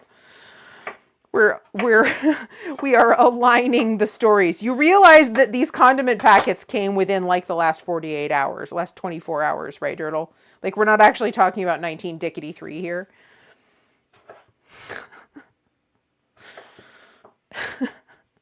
I'm not actually gonna, I'm just gonna do this. You know what I do like though? I like mashed rutabaga, but it really is only good with like a lot of heavy cream in it, and I can't do that anymore, so. What sort of baby shower lasts 7 years? So opting out, it's funny you say that. I was raised Catholic. And so, some of those families, the quills is the quiche culture here. Yeah, well, I mean, it's a French dish. Noob says it was an eggless quiche, the cauliflower pizza of the egg world. Yes. Briggs says, yes, having worked in a restaurant, I have an idea of how much paperwork is involved. What's a quiche that's all egg? I don't know. You have to put other things in quiche for it to be quiche. Quill is trying to convince Vintage to get a throne list, but she doesn't want one. I mean, not everybody wants more stuff in their lives. I get it. I enjoy perusing friends' throne lists. Although I feel like it kind of had a heyday, and then I feel like people kind of stopped updating them, and so now they don't put new things on them anymore, and it makes me sad because it's always the same stuff. I feel like it had like a brief burst of popularity, and maybe it's not as popular anymore. Steph says, this has been excellently entertaining, but I have work in the morning, so I just bid you adieu. Good night, Steph. Thanks for coming to hang out. It's lovely to have you around. I hope you sleep well and that work goes well tomorrow. Thanks for coming to say hi. I have questions about whether a turnip and a potato and a carrot ought to all be boiled for the same amount of time. This is what I mean by I have questions. I have questions. I have questions. I have all kinds of questions about how this is going to go. Questions. I also don't have, wait, is the cabbage going in there too at the same time? All the vegetables? All the vegetables. All the vegetables. A quarter of a head of cabbage. This is so much cabbage. Dirtle says, oh no, we're not talking about the condiment packets. We're talking about remembering how I know the owner of the Hurley and Google who will attest to Brig and Mai's innocence. I don't know this person. 1983 is most things though. An Easter quiche. Ashwinders is mentioning it as a good way to get people to update them. Good strats. Yeah. Go update your throne wish lists. It's more fun if the stuff is recent, because then I know you actually still want it. The only thing on Breath's throne is a golden throne. Like an actual throne?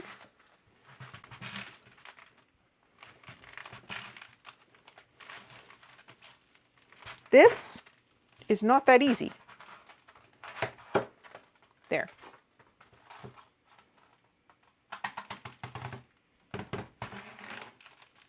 I need only a quarter head of cabbage. Shredded. All of this is going back in its cabbage bag. For now. I don't want it to brown though, so I'm not really sure what I'm going to do with it. I'll probably braise it at some point. I really like braised cabbage. That's really good. What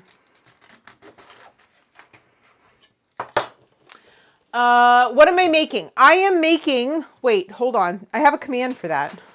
You can actually look at the whole recipe. I am making old-fashioned vegetable soup from this book, the James Beard Cookbook, circa 1963, just because it happens to be a cookbook in my collection that I'm trying to decide whether to keep all of my cookbooks or not.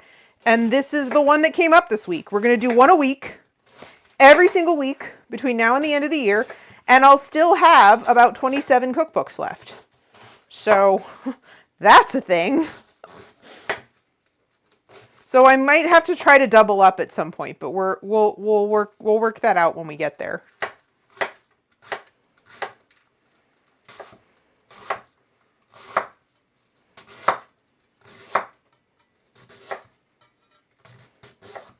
I don't understand why it is indeed a cabbage.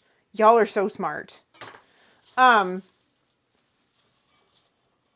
Lassie says, I would say potato boils around the same time as turnips, but cabbage probably not. This is why I have questions, but we're going to do it his way because the whole idea is we're supposed to determine whether the recipes in this book are any good. And if I have to fucking edit all of them, I'm not going to do it.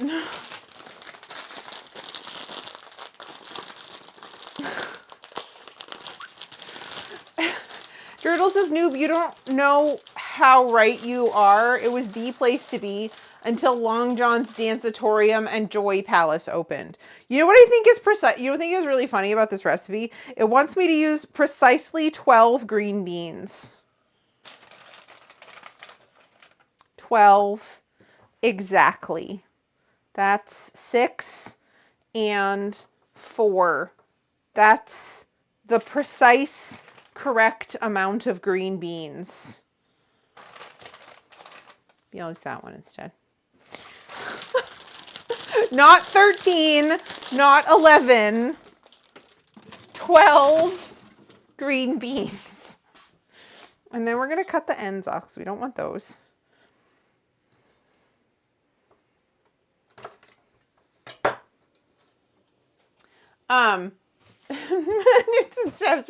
Don't miscount. Too much math. Yes. Bye, Steph. Bye. The cookbook is garbage. Throw it out and start over with something else. No, I'm not. Although I am fairly confident that the recipe for next week for the Monday's recipe is going to be good because Lassie gave it to me. So Lassie picked us at the menu thing. This says small pieces. So I'm gonna do small pieces, like I guess like that. I know for a fact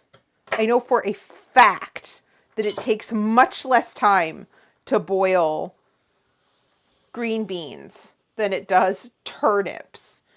I am leaving those out. That just doesn't seem right.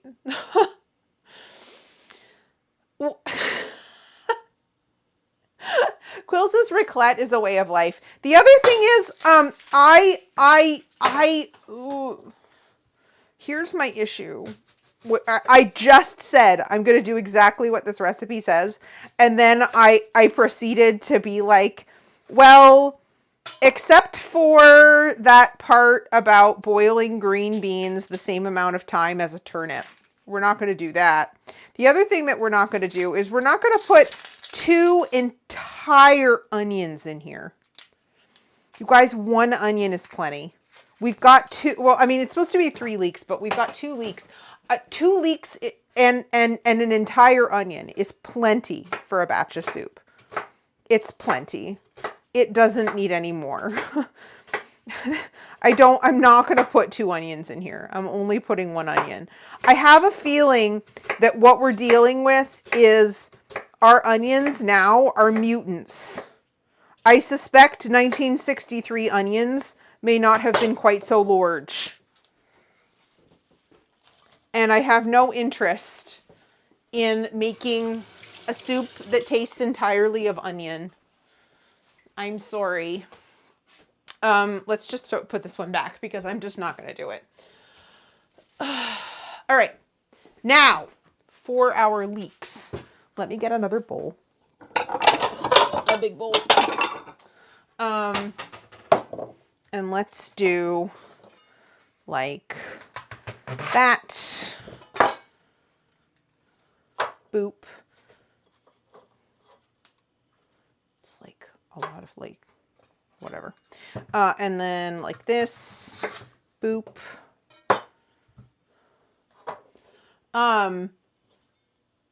Wait, when are you doing my recipe? Tuesday. Next Tuesday. I'm going to do yours and opting outs together. So I have vada pav. I have a mashed potato sandwich. A mashed potato sandwich. And this is like really dirty.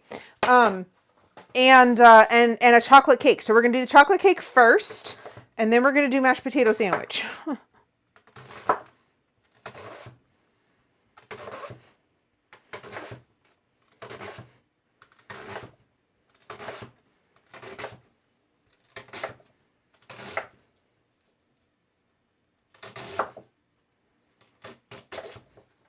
I'm going to put all of the leeks in the bowl, like so.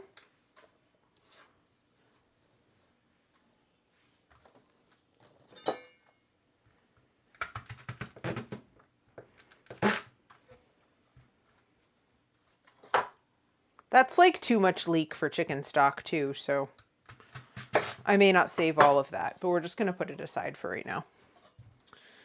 I am going to cut off the first layer of this one just because it's a little bit brown.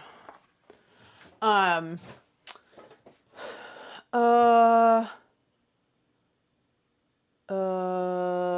you're discriminating against the green beans. Give them the cooking time they deserve. Yeah. Breasts, it's saying simmer over low heat until everything is cooked through evenly. If the broth is the only thing starting out hot in the recipe and everything else is going in cold, you're cutting everything at the same size dice, then it should all heat cook the same. However, it's all different sizes, then it will all cook different times. I mean, I don't know how you cut a leek the same as a turnip.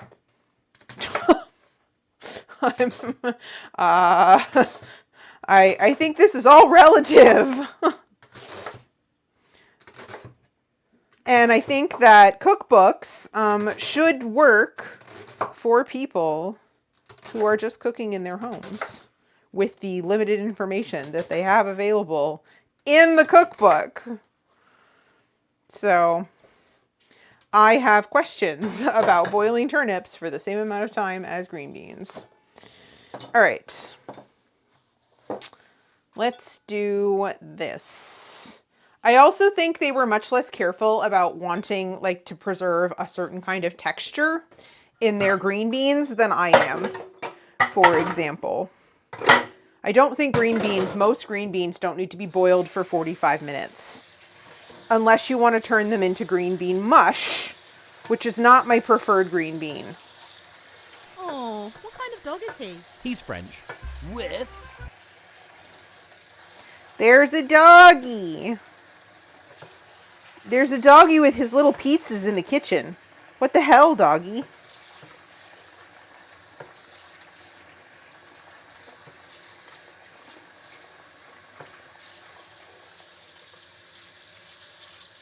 Yeah, and weirdly, I kind of feel differently about like food bloggers, right? Because food bloggers are in kind of a different situation. But like a cookbook is in theory written by someone, tested by someone, edited by someone, you know? And I kind of feel like they should be held to a slightly higher standard because you're literally paying money for them, right? Even if they're from 1963. That doesn't always work out, but that is my thought.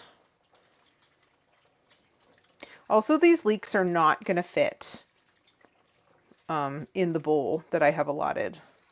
So what we might do is we might just scoop them from their bowl here out of the water and into the pot. You don't want to pour it through like a sieve or whatever, because then you're just pouring the sandy water over the top. It's the same like when you're rinsing like any kind of a green, or like cilantro is the other one that seems to get like super dusty for me anyway. Okay. Let me clean the leeks off my fingers. Give me a second. All right. Let's see. Night Captain H says that's a good point. I should review my recipes to add specific volumes / weights. 2 leeks and an onion, and you're using allium. Yes. Turtle says green beans take like 5 minutes and potatoes like 25. That's my point. Well, I mean, as small as I cut the potatoes really small. So those are probably going to take more like 10 or 15, but like, you're right. There's green beans. You're not going to want to boil them for more than 5 minutes and still have them be like green. Noob says, just like the hole that can never be filled, an arrow can never reach its goal. Slice any distance can be divided in half. The arrow has to take an infinite number of steps to reach its goal. The arrow, however, did not care for this philosophical conundrum and promptly hit my knee. Wait, what? Auntie says she'll never be an adventurer now. Rip to Noob's adventuring career, yes. I carried him in earlier, but that was a different thing. It's different. Lassie says, Turtle, don't be a 3-year-old making up technicalities about if you're in or out of a kitchen, but making them up for Chester. You can still julienne leek, same as any other vegetable, and from there dice. I understand what you're saying. If they don't show pictures or explain in detail what they're conveying, then it's pointless. But I've seen green beans stay in a pot with most soups for more than 45 minutes, but it depends on the dish. And I think it just depends on your personal preference, right? Like, I mean, like most vegetables, right? Like canned vegetables, first of all, very, very, very, very, very, very common in the mid-century period. And I think they just had less of an issue with that texture. Like the whole concept of flash freezing vegetables, like frozen vegetables now are great. Like even canned vegetables are great. If all vegetables are great, just like get your vegetables. I have no issues with any of these things, but for me, I tend not to prefer the texture of canned vegetables. And so it would be a pretty common thing for somebody to use a canned green bean, for example. It's why we have green bean casserole. And so I think like applying modern sensibilities about the texture of vegetables to a vintage recipe is kind of like, maybe fair and maybe not, but regardless, it's my book, it's my space, and so I gotta figure out whether I want to keep it or not. Dirtle says, I'm not. I'm a 41-year-old making up technicalities if you're in or out of the kitchen, but making them up from Chester. It's called layering. Yeah. Okay. I am also not using homemade stock, so that's kind of an interesting problem. Okay, so cut them all into slices or bits. Put the beef broth in a large kettle. I don't have a large kettle. I think we're going to have to use the... I think we might actually have to use the Dutch oven for this because I don't actually think that any of the other pots are going to be large enough. So that is what it is. Oh, okay. Cool. I am using store-bought stock. What does this have in it? Beef stock, red wine, tomato paste, sea salt, beef extract, carrot stock, celery stock, onion stock, yeast extract, onion powder, and salt. Okay. It calls for 6 cups. This is 4. This is entirely different from what they're asking for. I'm also going to put some herbs in here because the recipe itself wants us to use the broth from pot au feu, and I'm not doing that. So, let's do... I think I've got another... Yeah, I think this is probably perfect, but I'm going to measure it because I do have some chicken stock in there that I could throw in there if I have to make up the difference. Oops.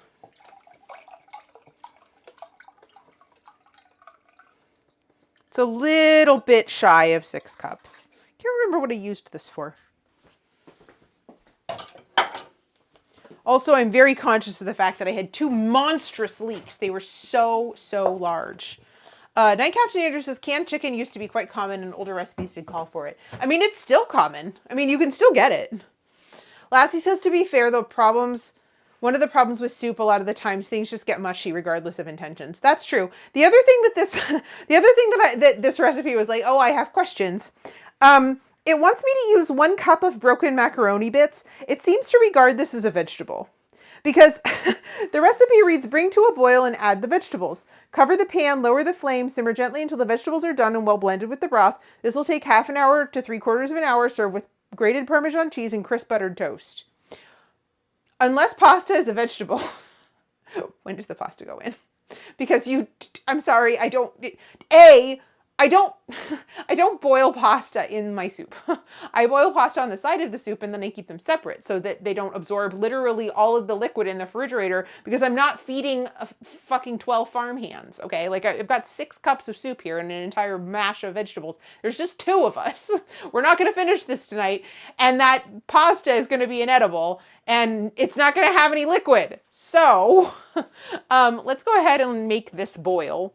I think actually, because it calls for broken macaroni bits, I happen to have a little bit of a box of ditalini left, which is probably about right. And so it's kind of it's like a little small amount of ditalini. And so I think we're going to use that, just because I don't know what else I would do with it.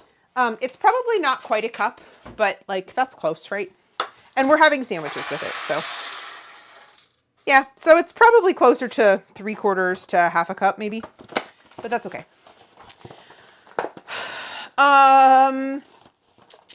Lassie says, so Dirtle is making onions and works for the newspaper The Onion. I would believe that, actually. Dirtle would make a great employee for The Onion, I think. Opting else is technically a vegetable, it's just the edible part of a plant, so pasta. But that being the case, almost everything is a vegetable. If that's true, then almost everything is a vegetable. Basically a vegetable that got some eggs on it. Or maybe even just salt and flour. I'm not even sure. Not all pasta has egg, right?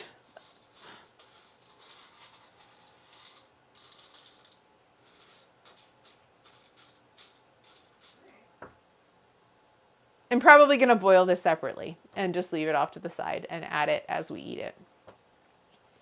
Okay, bye Lassie. Thanks for hanging out. I look forward to seeing you on Tuesday for your cake. I'm so looking forward to this cake. So looking forward. All right, so we're waiting for that to boil. We've cut all of our vegetables. So let's go ahead and give this little bookie book a gander. So what have we got here? This is from Velma, I think it's Eckerweck. Practical don'ts. Basic cooking equipment, weights and measurements, cooking terms, herbs, spices and seeds, seasonings, flavorings, and garnishes. I want to look at practical don'ts. Okay. Here is wisdom from the James Beard Cookbook, circa 1963. Buy good food and buy often. Don't buy the special without checking quality. The apples in that marked down bag may be bruised. Don't buy food you don't need just because it's cheap. A bargain that turns spoiled is no bargain. Don't buy too far in advance. There's such a thing as over-planning in food buying. Fresh meat, vegetables, and fruit all tend to lose flavor even when stored in the refrigerator. Plan meals with your equipment and space in mind. Don't try to cook 5 things at once on top of your stove when you only have 4 burners. Don't try to cook 3 or 4 casseroles in the oven at once unless your oven is hotel size. Don't plan 2 oven dishes that call for different temperatures at the same time. Don't plan 2 dishes that call for the same cooking utensil at the same time. Plan your cooking in advance so that all food is done when needed. Don't start cooking before you have put out all of the ingredients and utensils you will need. The butter will burn while you hunt out that wooden spoon. Don't put on the stove the vegetable that takes 10 minutes to cook before you've started the chops that take 20 minutes in the oven. You'll have a soggy vegetable for dinner. Don't try to do 2 intricate jobs at once. So why do I think that James Beard would not approve of streaming while trying to cook? If you've planned 2 sauces, both demanding undivided attention at the last minute, they will probably both be ruined. Follow instructions carefully at first. Once you are sure of a cooking process or recipe, then you can begin to experiment on your own. I love it. Let's see. Yeah, bye, Dirtle. Enjoy your new job as the Onion employee. Night Captain Andrew says, indeed, coffee is from the seed of a berry, chocolate is from the cocoa tree, vanilla is a pod from a growing vine, so my mocha frappe counts as a salad. Absolutely. Dirtle's very happy to have been hired by the Onion.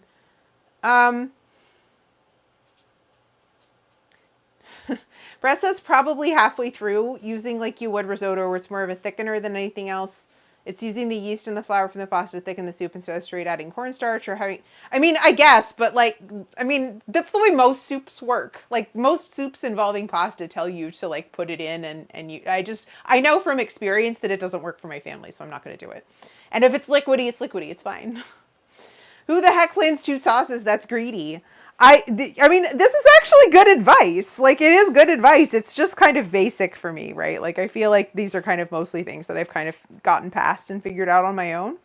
All right, so we have appetizers, bread, cheese, desserts, cakes, pies, and puddings, eggs and breakfast meats, fish and shellfish, fruit, grain dishes.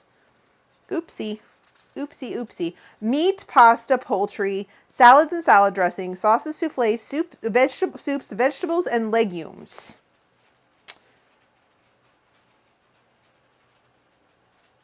Oh, okay, interesting. Okay. Here's the foreword. This is a basic cookbook. It is intended to help 2 sorts of people. First, those who are just beginning to cook and say they don't even know how to boil water. And second, those who have been trying to cook for a while and wonder why their meals don't taste like their mother's cooking or the food in good restaurants. It's clear, right? And it's interesting that my observations about the recipe that I tried to make were kind of like that, right? They kind of like, they give you the steps in such a way that like you cannot forget to do anything. Like, it doesn't say put all the chopped vegetables. First it says chopped the vegetables. Like, in a way that like, I feel like most recipes aren't written that way. So it is interesting that's exactly what this is for, right? Anybody who is conscientious enough to follow simple directions can learn to cook. For example, if you are among those who have never boiled water, this is what you do. He's written instructions on how to boil water. This is amazing. Fill a saucepan with cold water and put it on the stove. Adjust the burner to high.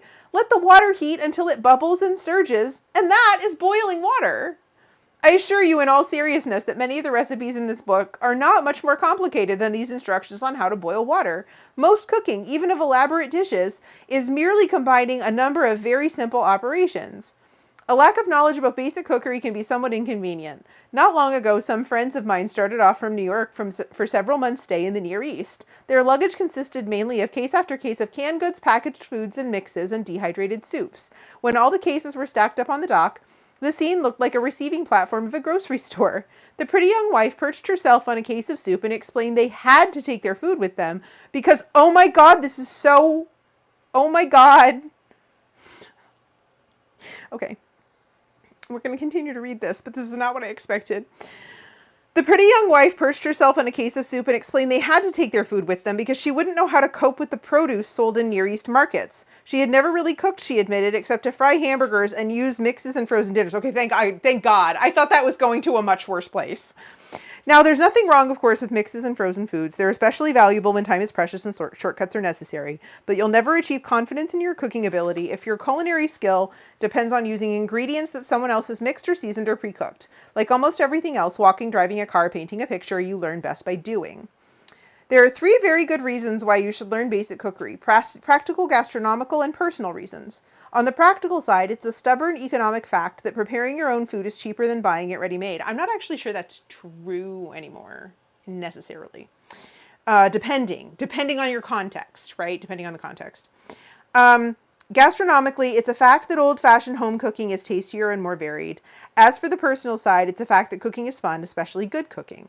Cooking is one everyday task that can be creative. You become a creative cook by first becoming a good basic cook. Your transition from basic to creative cooking takes some doing, some actual experience, and finding out what happens when you add this or change that. Once you've made this transition, you will never lack admirers. Good food has a magical appeal. You may grow old, even ugly, but if you are a good cook, people will always find the path to your door. James A. Beard. I mean, that's kind of charming, right?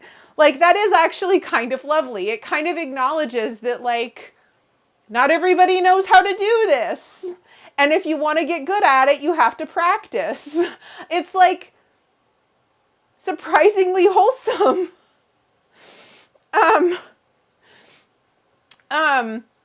Good advice from a prude. Noob says that reminds me of a thing. Pasta is made from dough consisting mainly of flour and water. So essentially pasta is bread. Lasagna is most commonly made from alternating layers of pasta, tomato sauce, chopped veggies, meat, and cheese. That means a Big Mac is lasagna. And Jurdle wants us to not take advice from prunes. That's fair. Opting out says, if only for the reason that it will date you. Oh dear. We're almost spoiling there. You should take that to Judge John Hodgman. Night Captain Andrew says, can confirm buying a frozen lasagna is cheaper than making lasagna from scratch. But frozen lasagna compared to my lasagna are 2 very different things. That's what I'm saying. And I feel like that, I don't know if that's necessarily true even of things like Taco Bell or like McDonald's anymore. But there's a couple of set assumptions that you're making in that statement, right? First of all, you have a safe place to cook with electricity, appliances, utensils, and pans. That's an assumption. Like, not everybody has that. You know, time, cooking from scratch. Look at me, right? I have nothing else to do with my life. I mean, I do, but like, I mean, like, I can stand here for 3 hours and talk to you all and cook. And sometimes I make things that actually take 3 hours. This would probably take about an hour. Between all the chopping of vegetables and the like boiling of the stuff and the cooking the thing and all that would probably take about an hour. But when it comes right down to, okay, cool. All right, this is boiling. Let's go ahead and get all of these vegetables in here. This is not enough liquid for this vegetables. This is not enough liquid for these vegetables. I haven't even added the leeks yet.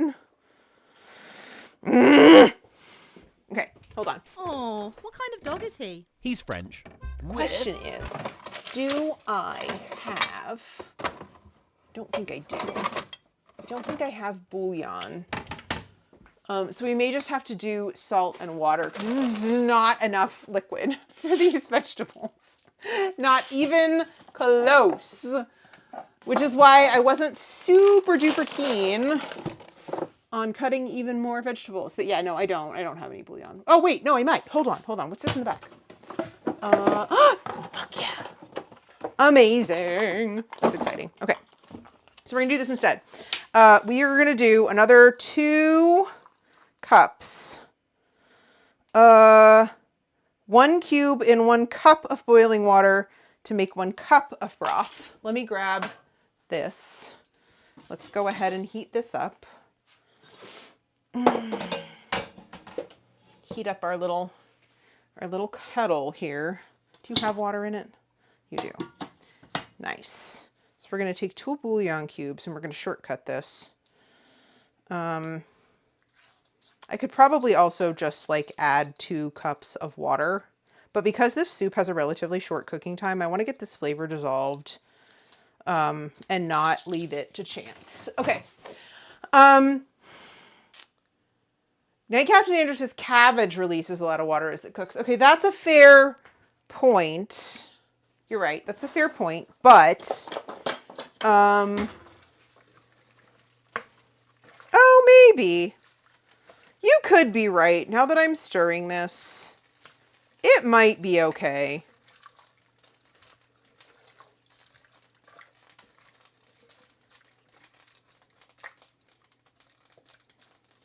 But some of the water's going to boil off too, even though I have like I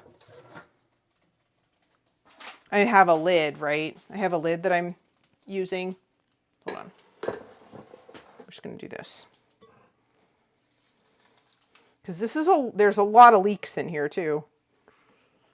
And it did want me to use 3 of them, so I'm just kind of feeling like I only used 2. They were enormous.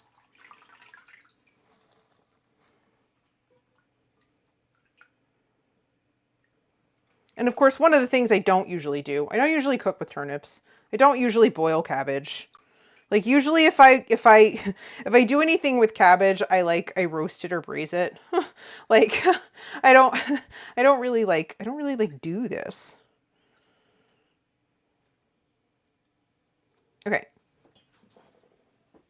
Maybe things that would have been slightly more common to be using a lot of in 1963. Okay.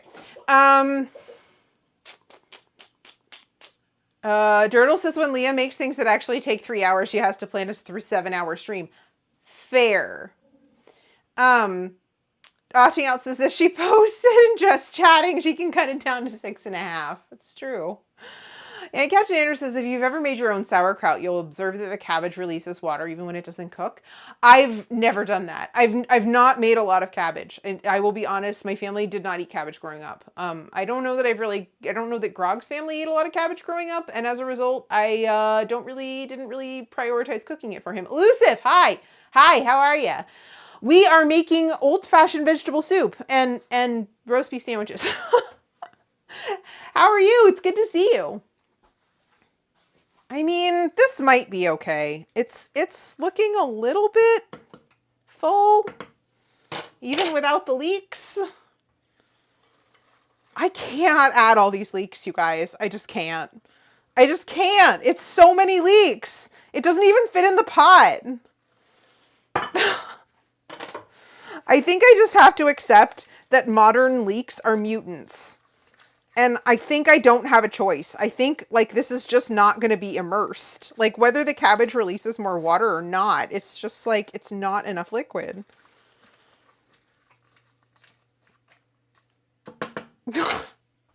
Anyway. You're way better than you were yesterday. What happened yesterday? Chester is tired. Oh my God, he is. He's asleep. Look at the little bud.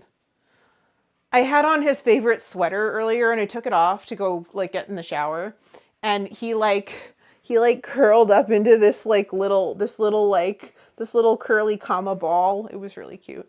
Elusive couldn't move her left arm. I was in the worst pain. Oh my God. What happened? I'm glad you're better, but did you injure yourself, or is this something that's happened before? Is this like a long-term injury? Okay, so maybe not.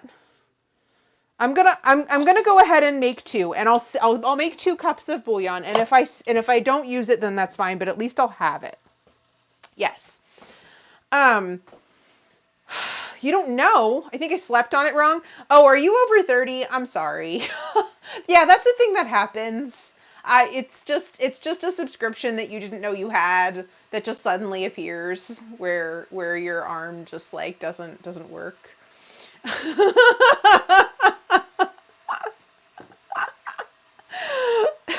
I'm sorry. I'm so sorry. That's see, I was just saying. I mean, there you go. It's just it is what it is. It's one of those things. Next time it'll be your neck. She knows. She's been there. This is why you need older friends, so that they can walk you through these parts of your lives as they happen. Am I interested in fruit or dessert? Paul! I love how Leah's tone changed from genuinely worried to mocking. Only slightly mocking. And this is a person who like has a screensaver of someone else's forehead, so I feel like I'm pretty safe there. Noob, thank you for no, Paul, thank you for the raid. Hi Paul, hi. That's your noob since you got early access to the DLC. Oh, no neck issues. You've been there already. Paul, how are you? Hi. What were you playing? You were playing Jusant. What is that? Did you have a good time? How was stream? How is life? Hi, I'm Leah. I'm making soup in the kitchen as I often do on Tuesdays, and usually it's Tuesdays and Thursdays. We're doing it on Friday today. Don't ask too many questions. And then we also play some Fortnite on early morning my time and on Mondays and Wednesdays. And right now we're playing a game called the Lamplighters League. In fact, we're going to be doing that tomorrow at 11 o'clock in the morning Eastern time. It's great. It's a tactical RPG set in the steampunky. I've been calling it Decopunk 1930s. It's such a cool art style. The story's really interesting. Characters are really cool. I really like the combat system. It's obviously very different from something like Fortnite, but it's like a turn-based combat system. I love it. And so if you're into checking out new games, you guys should come by and see it tomorrow. So drop me a follow if you're not already. Lucis has so many screenshots of someone's forehead in my phone's gallery. I feel like we just need to make it a thing. Like here. Wait, I'll even move my bangs. I also have a forehead. We all have one. Let's see. Jusant is a game about climbing a huge vertical mountain and kind of chill if you don't look down. Oh dear. Okay, that sounds terrifying. But I'm. Are you enjoying it? Have you played this before? Is this something new to you, or is this? Okay, I actually need to turn this back up so that it actually boils. Can you? Oh, and I was supposed to taste this to decide if it needed more salt. I don't know why I'm tasting this now, but it said to. It definitely is going to need more salt. Also, literally any kind of seasoning. So here's what's going to happen. So the one problem with using a stock that's, oh, right. So, I'm sorry. Wait. Sorry. Hi. Paul, if you need to go, because I know it's getting late your time, please do take off and get water or food or take a break if you need one. It's a story-based game about what happened to the society that lived in the Tower of Rock with great physics. Cool. Yes, thank you for the forehead. Right. So if you do need to go to bed or whatever, since I know it's getting late for you, thank you for the raid. I appreciate it. I actually do have to do an ad break. I see that one of my mods has actually snoozed my ads for me, so thank you. So I'm going to go ahead and do that. Let's take 3 minutes. Y'all can watch Chester sleep. Geek made you curly fries for midnight snack. Amazing. Sounds delicious. I'm kind of jealous. Now I want curly fries. I'm going to make steak sandwiches instead, though, so that'll be good. So, yeah, you guys can watch Chester sleep. You won't miss anything. When I come back, we'll finish up this soup, which should be almost done. It just needs to boil. We're going to just throw together some little sandwiches, and we'll be right back. See you in a minute.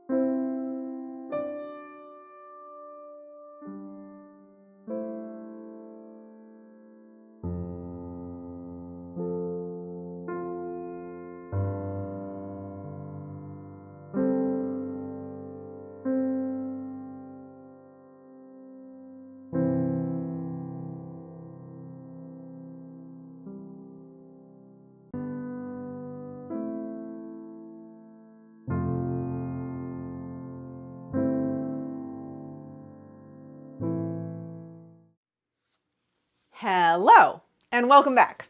Okay, so I did do a couple of things, but I did not do much. I just, hold on, I want to just stir that up a little bit. Okay, cool. So what I did is I added a little bit of salt and pepper to the soup. And then what I'm going to do is I'm going to grab thyme and bay leaves. Because those were supposed to be in the pot au feu, and because I didn't make that, I am somewhat unhelpfully devoid of those ingredients, which means there's not much in the way of seasoning here. I mean, in like seasoning meaning like salt and pepper, but also seasoning meaning like any flavor at all that isn't beef broth or vegetables. So we're going to perk this up a little bit with some dried herbs. Let me do a teaspoon of thyme. I'm actually probably going to do a little bit more than that. I somehow ended up with like 3 jars of thyme, and I'm not actually sure how fresh this one is. So we're just going to like stir that in there. All right, and that's going to boil for approximately half an hour to 45 minutes. Let's face it, probably 45 minutes, but I'll set it for 30. And so we can add the green beans at that point. Okay. Hi, Andy. Hi, how are you? Good morning. It's almost morning for you. Let's see. What is Chester dreaming of? Opting Out says he's dreaming of boiling potatoes before carefully laying out his potato masher. He's a rebel like that. Dirtle says one of the lurk tabs I had open rated out, and now I'm watching a streamer called Hot Local Grandpa. I need to know.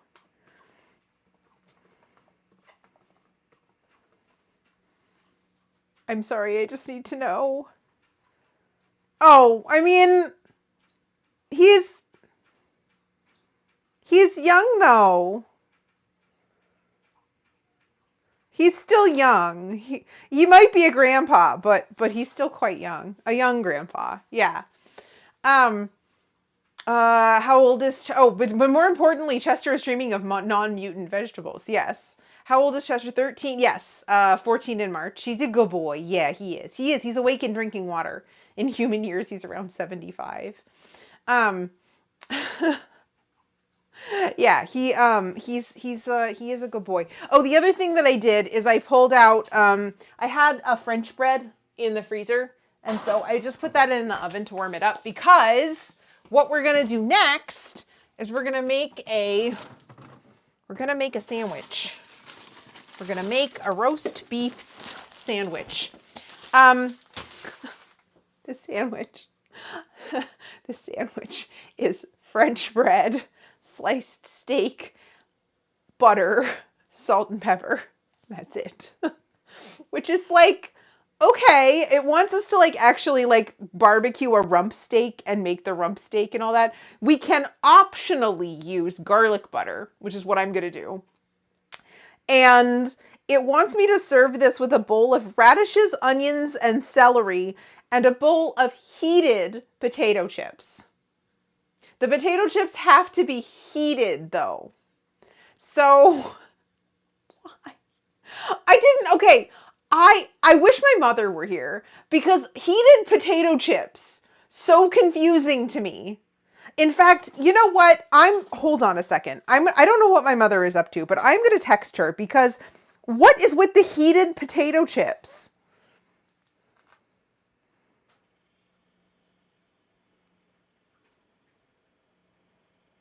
I'm so confused by this instruction. Siri, call mom. Oh, wait. If you're in the UK or someplace, please make sure your iPhone didn't call your mother, because it's late.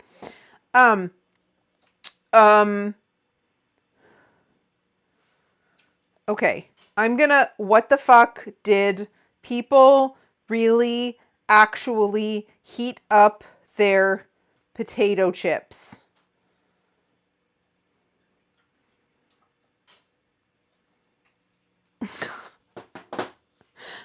Opting out, is this one of those moments when you first meet a kid and realize you're the same age as their grandparents?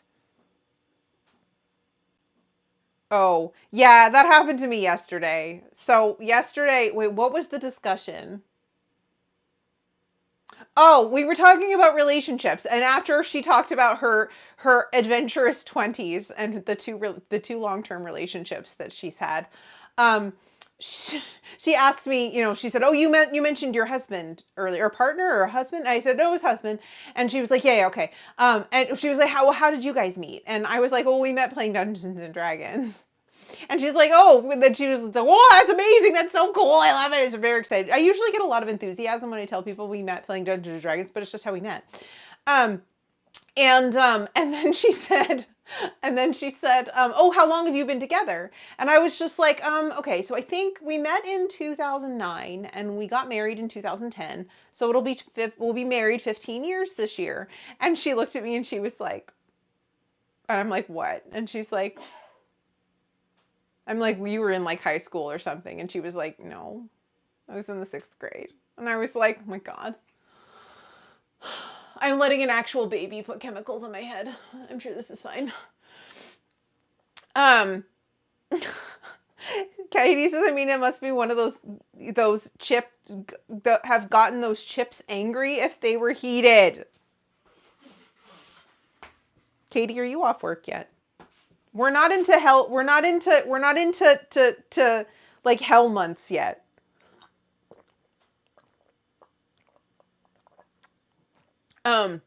Brick says, imagine talking about relationships with people younger than you. Des says, I think there's a trend going around for something called Chippy Boys, where you take some chips and add some cheese, most likely a goat or a blue cheese, then bake it for a couple of minutes, and you add a balsamic vinaigrette. That sounds delicious. But like, just potato chips? I mean, okay, so I mean, yes, but also, okay. Night Captain Andrew used to sneak out of bed to go to parties. Now I sneak out of parties to go to bed. Brick says, could instantly be better with chip shop chips. This is what I'm saying, right? I actually feel like that'd be better with French fries than potato chips. So, like, why would you heat it up? Katie's home. Yay, amazing. Noob says this hits way too hard, especially since one ear stopped working a bit ago. Makes loud places so tiring. I'm pawing my bread just to make sure that it like heats itself up in appropriate time. It didn't actually get very dusty. That's exciting. This is just potato chips, but I've seen different flavors of kettle chips and also different finishing sauces. I don't object exactly, but also I don't want it. I think with French fries, I think like as a loaded fry concept, I would be down. Journal says I have friends who I've gotten drunk with, who were not even in kindergarten when I got drunk for the first time. Going back to uni in your late 30s is weird like that. That makes a lot of sense. And my dad did that too. My dad went back to school when we were young, and it wasn't like, it tended not to be like a very kind of mature age student population. It tended to be a bunch of 18-year-olds, and so it was really kind of weird having had an entire career behind you and two like basically grown children. I think I was in junior high when he went back to school, so like like different life experiences for sure.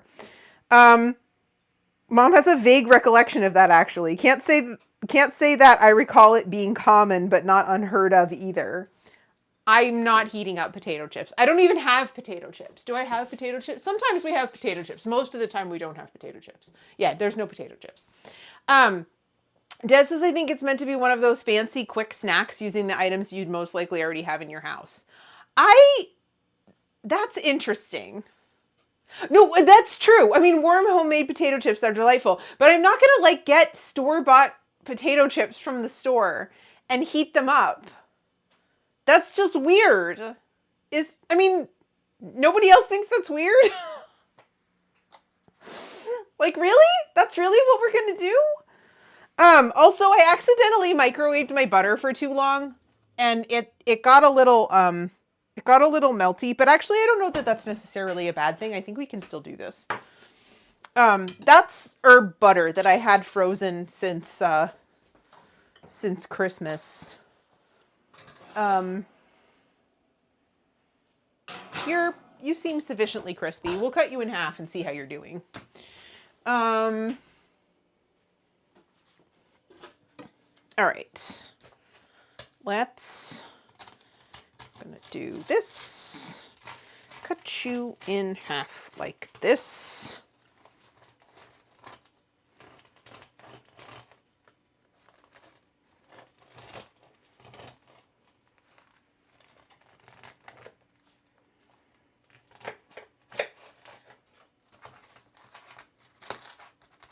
And it says it wants it toasted.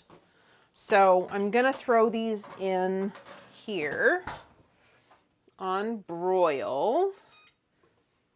And we're gonna set a timer for, yes, set a timer for 2 minutes since it's still a little bit frozen.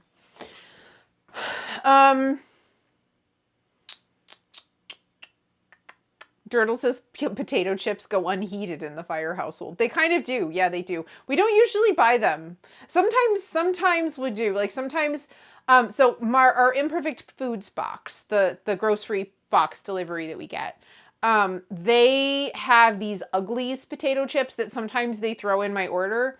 And sometimes I just leave them there because I'm like, yeah, potato chips. And then most of the time I take them out. So like sometimes we have potato chips, but mostly not.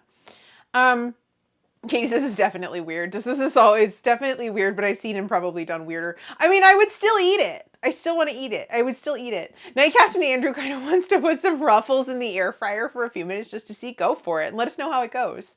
It's a whole Will It Fry episode, but with an air fryer. Riddle says next time I have chips in the house, I'll microwave some to get the fancy 60s snack experience. Opting out will Double Dog Dare Night Captain Andrew. I don't know if that works on Marines. I think Night Captain Andrew was a Marine, right? Drop in the Quadruple Dog Dare. Oh dear. Dirtle says unrelated question. What are Ruffles? Ruffles have ridges. Ruffles are potato chips. They're a certain particular type of potato chip that are wavy. They're like wavy potato chips. They use a special like blade to cut them. Brigitte says the front decorative part of Dracula's shirt. Yes. The Guadalcanal Devil Dog Dare. These are crisps, as the Brits call them. Yes, but Ruffles are a specific brand. Thicker too, better for dipping. I think I usually mostly get like kettle chips. If I'm choosing a chip, it will generally often be a kettle chip because I do also prefer. But I have had, speaking of culinary trends, I have had personal culinary trends in my life. And I did go through a trend where I really liked onion dip. Like dipping potato chips or carrots or celery or whatever was on hand, but it was the onion dip. I really loved onion dip so much. And then I got to the point where I figured out how to make it for myself, which it isn't hard, right? Like when you can use a mix and just like mix in like mayo and what do you call it? Like mayo and, what's the name of that other ingredient? Sour cream. When you mix mayo and sour cream and you got like the little powdered mixes like that. So good. I'm going to get a spatula actually, because I have this butter that's like mostly not butter. It's mostly like parsley and garlic. And I'm going to butter both sides.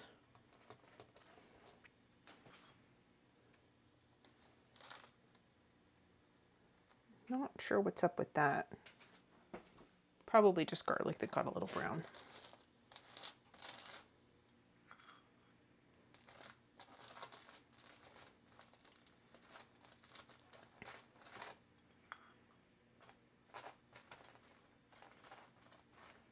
So much garlic butter. So I feel like this is going to make up for the fact that I'm basically just using deli green bean, deli roast beef. And there's no cheese or greens or I like roast beef sandwiches with horseradish mayo. I've never had one with just butter before. So I don't really know. Why is there 2 plastic bags here? Oh, because it's a little leaky, that's why. Yeah, so I don't really know. I don't really know how all of this goes.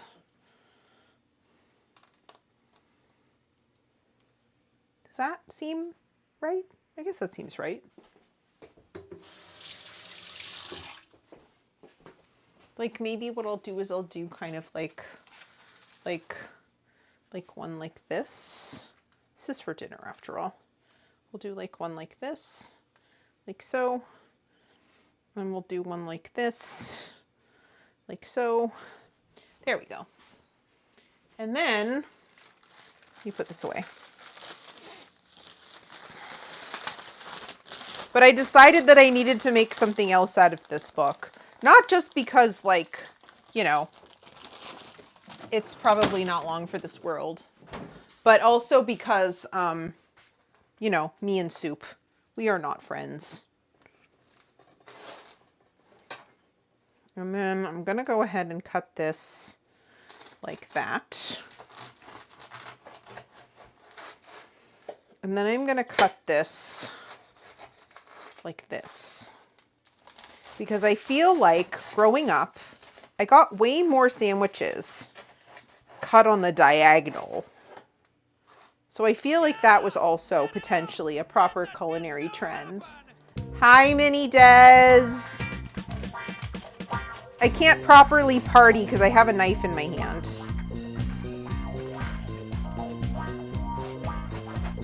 Is that sound file hinky for you guys, or is that just for me?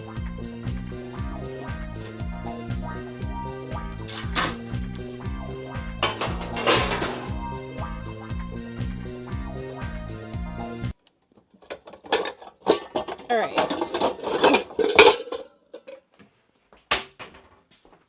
Now I'm going to boil the pasta.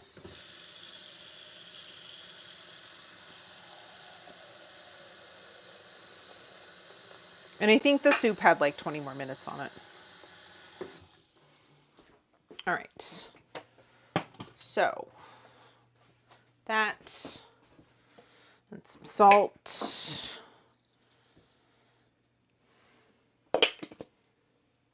Nice. Okay. Wait, hold on. I gotta scroll up. What a cute cat! What a great kitty emote. Oh my gosh. Thank you for the bits tonight, Captain Andrew. Okay. Hold on.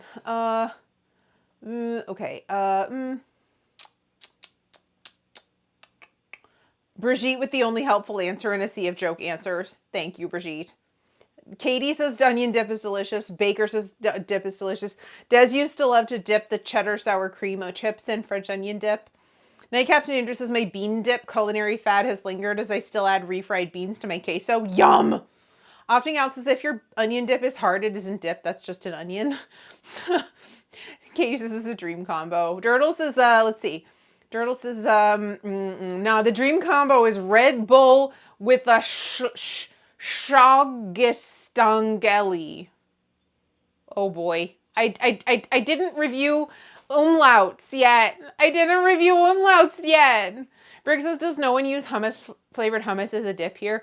I feel like that's another trend, right? You didn't used to be, like right now, okay, so recently, my grocery store, Wegmans, went to an entire wall display case. I mean, like here, the wall, like all the way to here where it stops, like a whole wall of refrigerated hummus in different flavors, okay? But this is a relatively new phenomenon. Like it used to be that you could get plain, you could get garlic, you could maybe get like roasted red pepper, and that was probably about it. Now there's like chocolate and shit. Des does not like chickpeas. Sarah likes hummus though. Briggs is big fan of the garlic or Hoya. Hold on. Or the spicy ones. Brig says there's a lovely caramelized onion ones. I have a caramelized onion one in my fridge right now. Brig says, of course, Queen Bowser and Doodles have good taste. Des says I'd have to look because all the ones I've ever seen have used chickpeas. No. They're still chickpeas. Yeah. Brig says they're still chickpeas, but the flavor is different.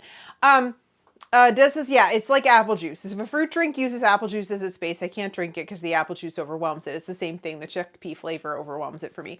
I've made, but you're not really a big bean person in general, so I just don't know if you're ever going to really like that. But I've also done a chickpea-like, hummus-like, not chickpea-like, hummus-like bean dip out of white beans. It's basically the same thing. It's like pureed cooked white beans, but it doesn't have the chickpea flavor. So specifically chickpeas that you're not into, maybe at some point I should make the white bean version because it's pretty good. I made it a lot during the like lockdown period of the pandemic. Dirtle says, today I learned chickpeas are like apple juice. Yeah, absolutely. Same. Exactly the same thing. Katie says my Wegmans is slacking. This is really recent.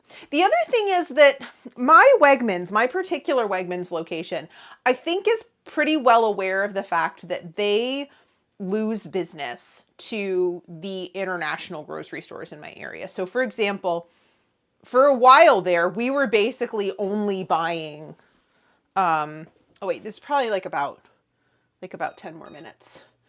We were only buying produce at H Mart because Wegmans had gotten so bad. I think there are also a lot of other like smaller grocery stores that are like geared towards specific cuisines in my area.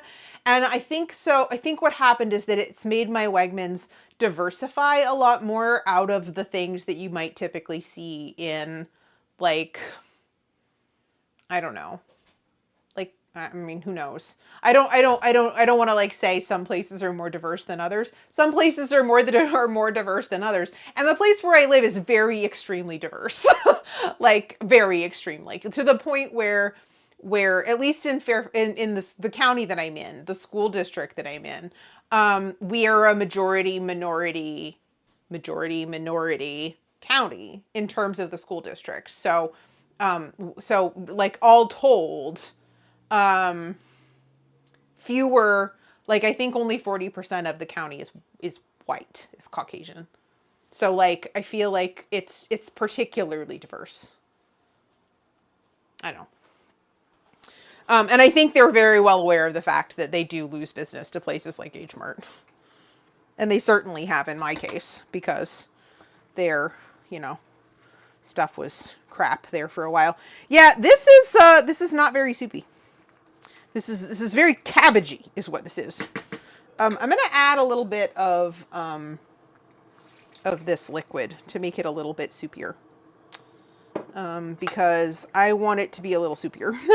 We are almost done with its cooking time, so I'm going to throw the green beans in here, actually. I hope you like cabbage. You are ambivalent about cabbage. Katie says I might need to do a more thorough check the next time I go. Same plaza as Target is a bunch of stores, so it's always super busy. Yeah, that makes sense. This is like a quarter cup of cabbage, and then this paltry little handful of cut green beans. It's like I don't understand. I don't understand the concept. I don't understand why. Turtle says, Grog, don't be so enthusiastic about the cabbage. I mean, he likes what he likes. He doesn't like what he doesn't like. It's okay. He'll still eat it. Like, he's not gonna complain about not liking it or anything. I feel like that looks pretty good. Like, look at that. I mean, that looks like a respectable sandwich, even though it's literally just butter and meat.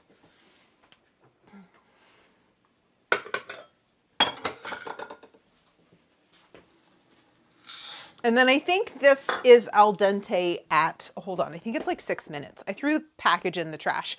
Who among us does not boil pasta and throw the package in the trash before you determine what the cooking time is. Is there anyone? Bueller? I know you guys can't see me. For authentic al dente pasta, boil for 10 minutes. Okay.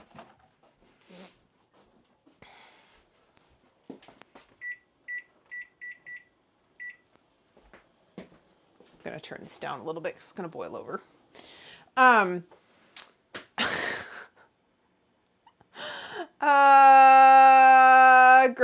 okay, I won't.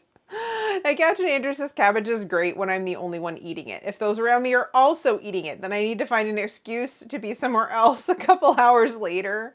Turtle says that does look very good indeed. Of course, it would look even better with a couple of warm potato chips on the side. I know, I'm slacking. I'm a terrible housewife. I did not warm my potato chips.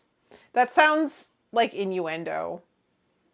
I'm gonna, the next time we start talking about spicy content in Dez's stream, and Katie's talking about the fact that she, hasn't read anything but AOC. That's a different kind of problem. That's a different person. AO3 in years. I'm gonna just be like, how about them warm potato chips, huh?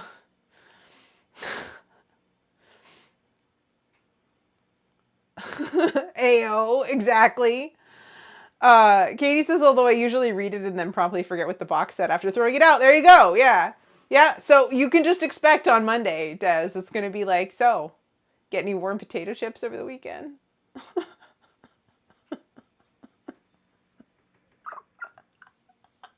a terrible person. I'm a terrible, horrible person. Oh, I'm going to need some kind of a strainer, aren't I? Okay, let's, I don't really want to use the big one. Why don't I just use the little one? I think it'll be fine. Let's just grab this, and then I'll just prop that there, and it'll be good. Yeah, Noob says she likes them potato chips. Ruffled. Des says, look, I don't know what you need to, about what you do behind closed doors or not closed doors. Turtle says, hey baby, if you show me your chips, I can warm them up for you. Katie says, I'm setting a calendar block on my calendar now to make sure I can pop in. We have been added to Katie's schedule. Monday afternoon, 2 p.m., potato chip jokes. No, this is an unavailable time. I am in an important meeting about warm potato chips.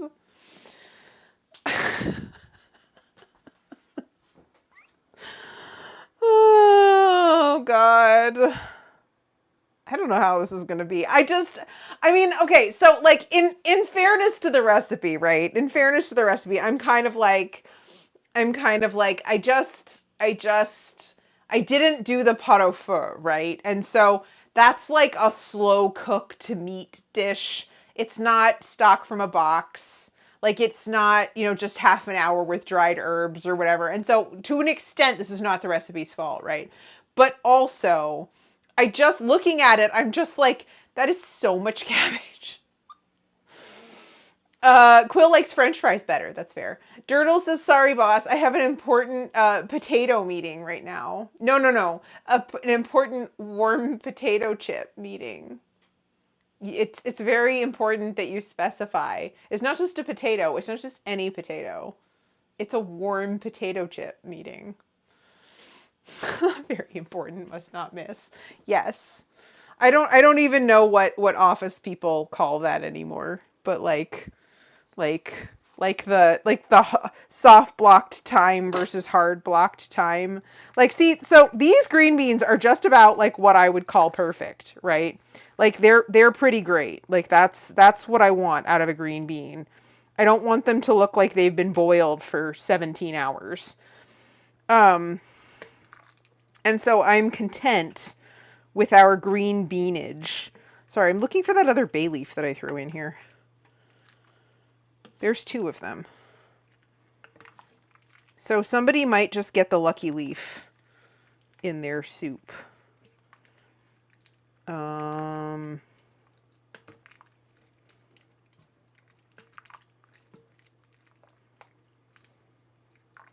Yeah, this is like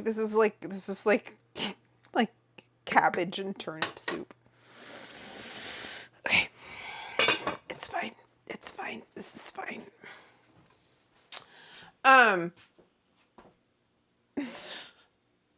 And Captain Andrew says the meeting about potatoes will surely get to the root of the problem. And of course Noob has a potato emote. What surprises me is that Noob only has one potato emote.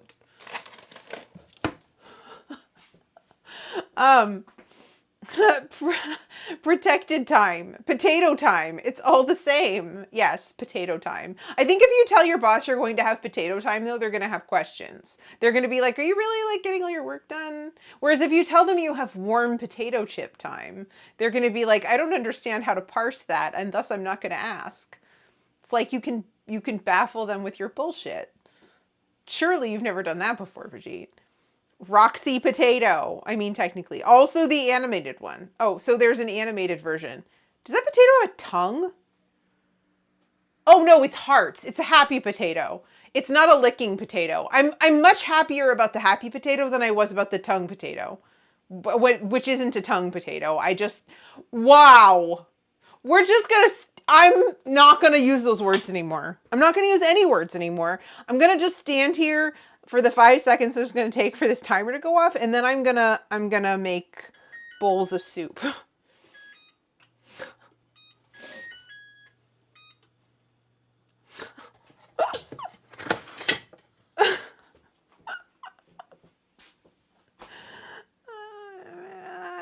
No!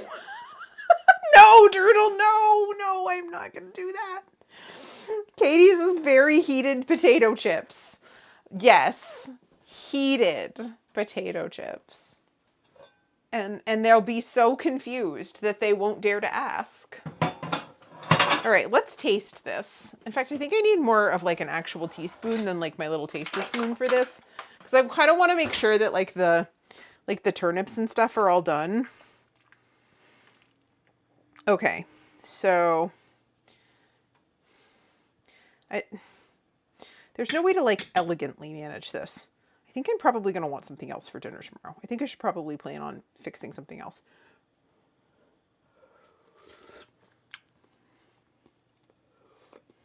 Well, so the good news is the vegetables are cooked. The bad news is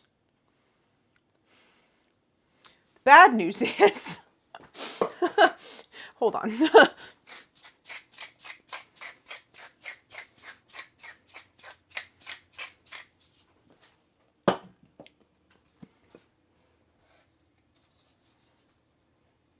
So that's a start.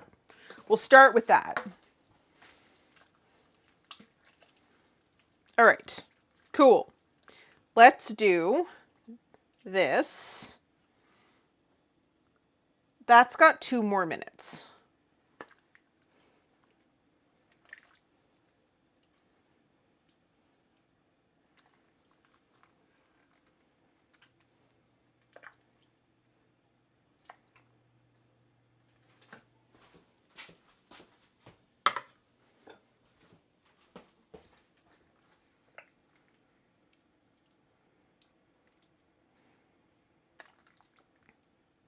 I think the bad news is this could have used more than just cabbage and turnips. And this is not the recipe's fault, right? Like, I'm going to call this not the recipe's fault. And the reason I'm going to call this not the recipe's fault is that this is from 1963.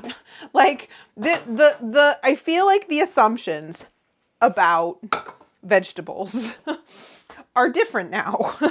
And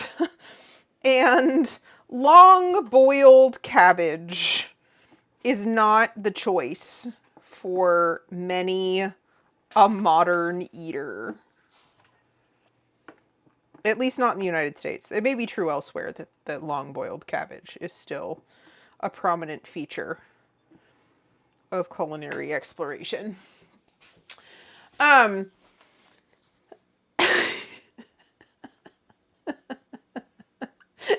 Turtle says, Lee, it has to be said for the record that you single-handedly started all of this warm potato nonsense. Warm potato chip nonsense, noob. I mean, Turtle, get it right. Sorry, I was saying... I was distracted by Noob's tongue potato, okay? Briggs says, hey, Queen Bowser, tell me more about your hot chips. Noob says, I feel like we should skip the innuendos and go right to the booby emotes. Vegetable technology has come a long way since the 60s. I agree with that statement. That is a true fact about general culinary exploration. I'm trying not to pour this boiling water all over myself. I feel like okay. And here's what I think I figured this out. I think I figured out my problem. I think I figured out the problem, and I think I figured out the problem with not just this soup, but a lot of soups like this. And I'm going to go ahead and lump in chicken noodle and a whole bunch of other beloved soups, okay? What I'm going to say is this breaks all the culinary rules. There's no, like, obviously we've got salt, we've got heat, but your basics, right? Salt, fat, acid, heat. There's a whole book about it. You should read it if you're into, like, cooking. It's a good book. I listened to it in an audiobook and it was great. So, the problem is you're missing 2 of those components. There's very little fat in this dish. The only fat that's in it is like the little bit of fat that comes from like the beef stock or the beef, in this case, beef broth, which is going to probably have even less fat in it, which is what they were calling for. And absolutely no acid. And I just feel like to a modern palate, at least to my palate, this is pretty bland. This tastes pretty bland to me. I am going to maybe try a couple of things with my bowl. But in the meantime, I am going to very quickly, hold on, let me move this over here.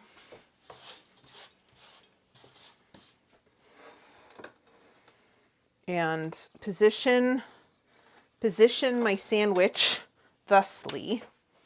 And the book, which I'm going to pull all of my little pictures out of so that it can actually like be, you know, photographed more or less. It's not a great looking book is the problem. Okay. So we might have to do it where I'm like kind of holding it like this.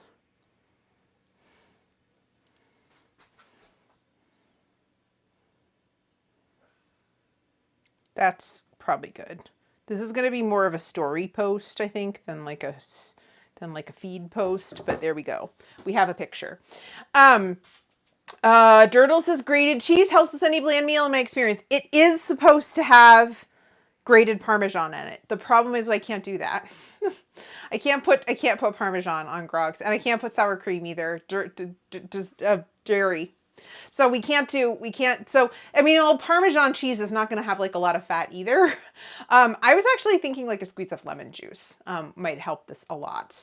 So we're going to see. Cabbage is choucroute, and even there it's yucky. It's for choucroute, and even there it's yucky. Night Captain Andrew says we have inflation converters for 1960s currency to modern currency. We need conversions for 1960s vegetables to modern vegetables. I think I agree with that. All right, let me grab oh, here's Grog's plate. Let me go give this to Grog, and I will be right back.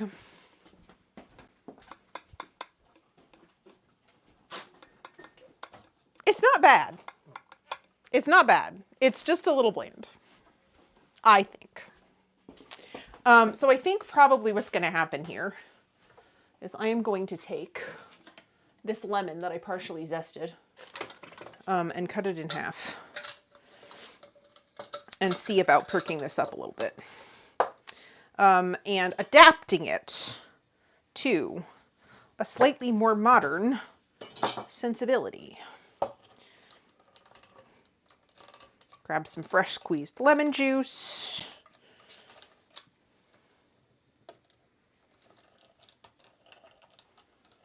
Yeah. Beans on toast is banned and so is bland. Beans on toast is bland. Agreed. All right, so there's our lemon juice. All right, so I'm going to go ahead and actually properly taste mine with all of the stuff in it. And it does have a little bit of, mostly I think olive oil, which I put in the pasta to keep it from sticking together. And of course the fat from the meat, but I feel like it's going to miss like a little bit of like an unctuousness, which is part of what I like about the bean soups that have ham hocks in them, because there's a lot of fat in it, right?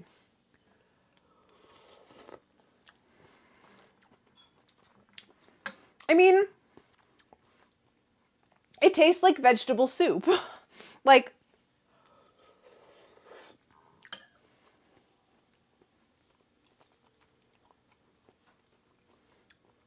it's fine. It's just bland. So here's what we're going to do. We're going to add a little drizzle of lemon. Boopy-doo boop boop boop. And we're going to add some red pepper flakes, which is probably not a feature of the James Beard cookbook. I would guess that spicy was not on the menu in 1963 for the most part.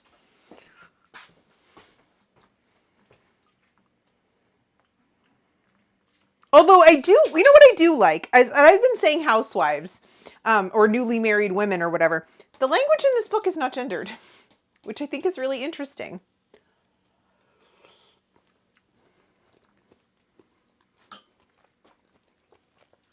Better. Do you want lemon juice and chili flakes in yours? Yes. Either that or I was going to ask for something even more disturbing. Which was what? A sriracha packet. I mean, a sriracha packet wouldn't be bad either. I'm going to need it over here. How spicy do you want it? No more. Yeah, it's good? Yeah, that's good. Okay.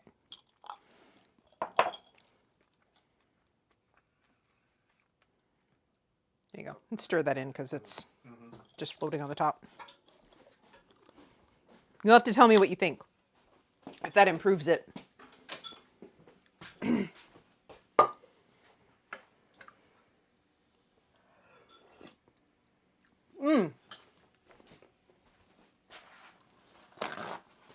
Personally, I think that improves it immensely. I don't know if Grog will agree with me, but I like it. And Captain Andrew says if you don't like beans on toast, it's only because you haven't had my beans on toast. Durdle says the only problem with the dish is that it's bland. That's not a bad dish. No, it's not. And I want to be like careful to say that like it's not inedible. It's perfectly fine. It's just like when you have as much of it as I have, you want it to be better than bland. And so I think just figuring out kind of how to like adjust it for a modern palate, or my palate, it was better. Let's try the sandwich.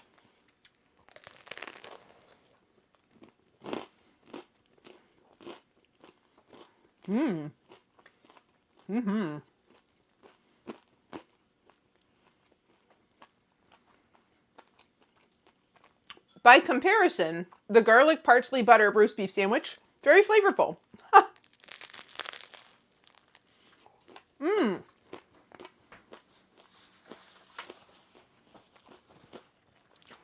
I like it. All right.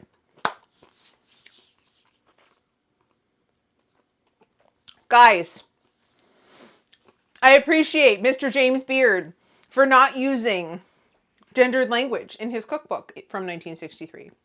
I appreciate him laying out all of the steps from chopping things up to how to boil water in a very logical and comprehensive book.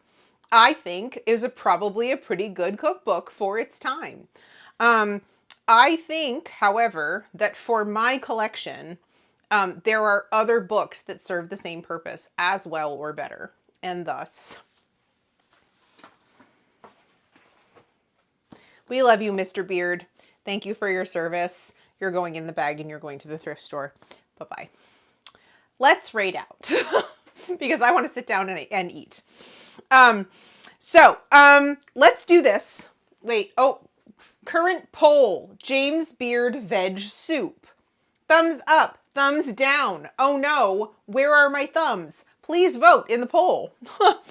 Let's do some shout outs for Grognard Gourmand. Thank you for putting up with my culinary explorations and the entire mess that I made of the kitchen. Des Dabbles, thank you so much again for the raid, and for being my Fortnite partner in crime. We're not doing Fortnite crime, that's Ashwinder. If you guys are in the Discord, you might know what I'm talking about. If you're not, I'll drop a Discord link here in a little bit. But Des is currently streaming Last of Us Part 2. I think more Last of Us Part 2 next week, I think is the plan, which is great because it's been riveting. So definitely pop in there and say hi to Des and see what she's up to because this has been really, really good. And then last but not least, thank you so much to Brig and to See My Jane for being here, moderating the stream, hanging out with us, sharing your wisdom and nonsense. And I hope you have a great rest of your night. What else? Right. Okay, tomorrow we are going to be live at kind of on schedule. I think the plan is 11 o'clock. The reason that I pulled stream a little earlier yesterday was we were going to go out to dinner. Now we're not going out to dinner. And so 11-ish. Let's call it 11-ish. So we're going to be playing Lamplighters League tomorrow morning at 11 o'clock Eastern time. It's been great. If you need to catch up, there is a video in the Discord where you can get a little quick minute-long plot synopsis, actually a minute and 14 seconds, which Blue Sky hates, and that's annoying to me, but it's fine. And so you can watch the little video and get caught up on the story before tomorrow.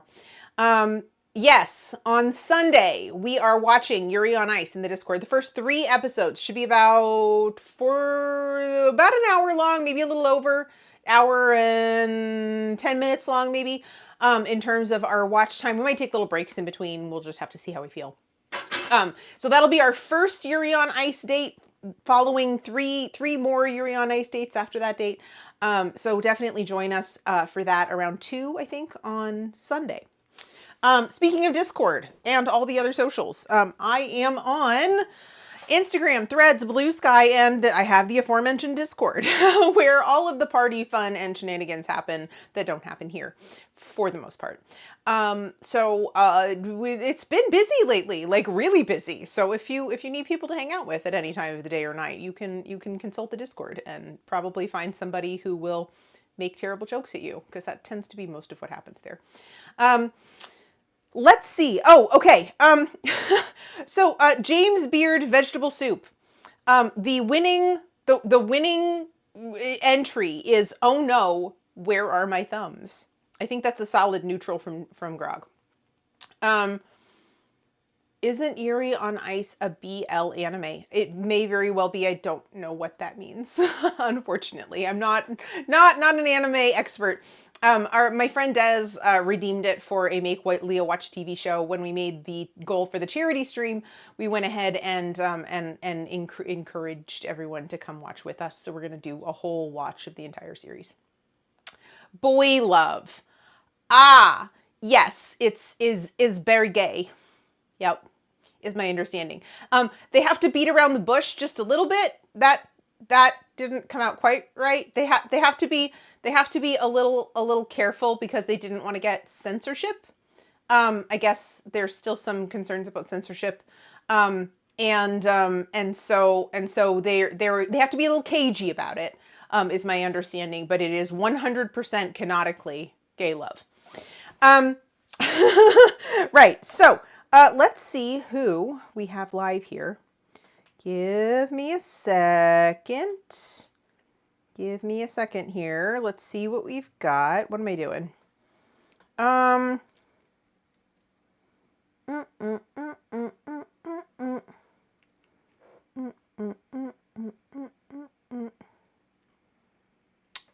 let's see. Scroll, scroll, scroll, scroll. Happy, happy, scroll, scroll. Mm,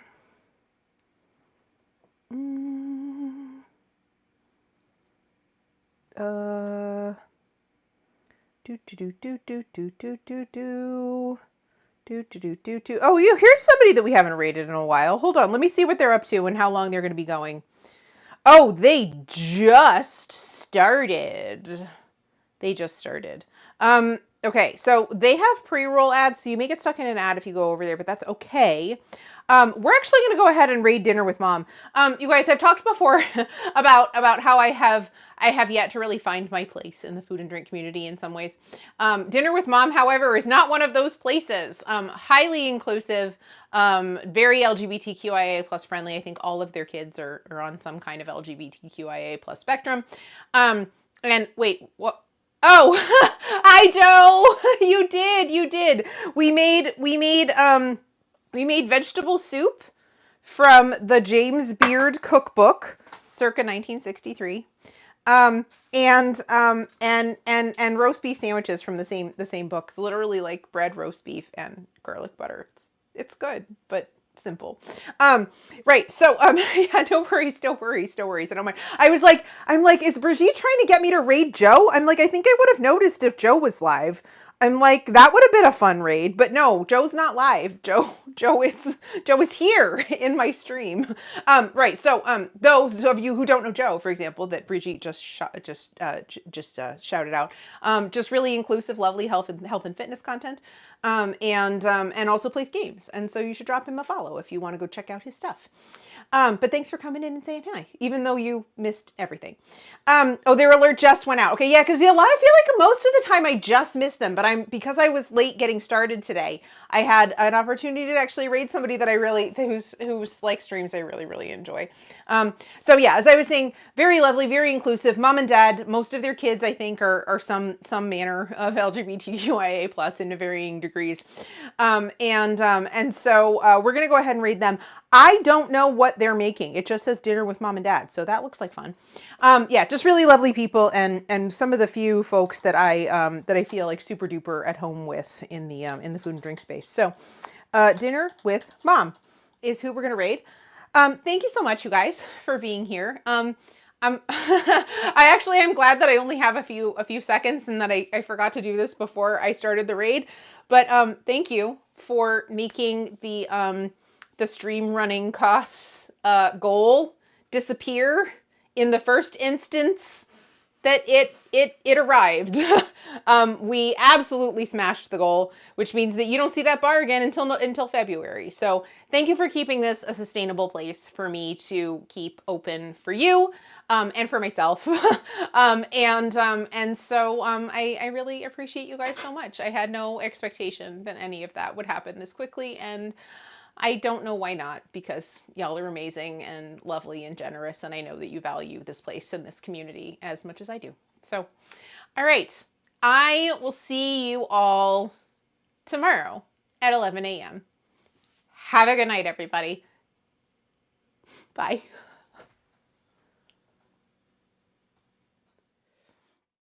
Any kind of apologies for not being here. Life is life and doesn't always include Twitch streams, but I am always super excited to see you when you pop in. Lazzy says, remember, you're a badass and we are equally badass. That's true. Those things are all true.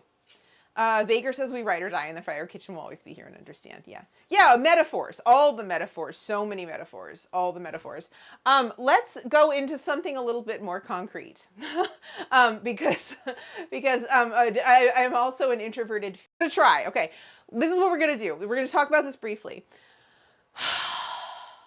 You all know my husband works for the federal government.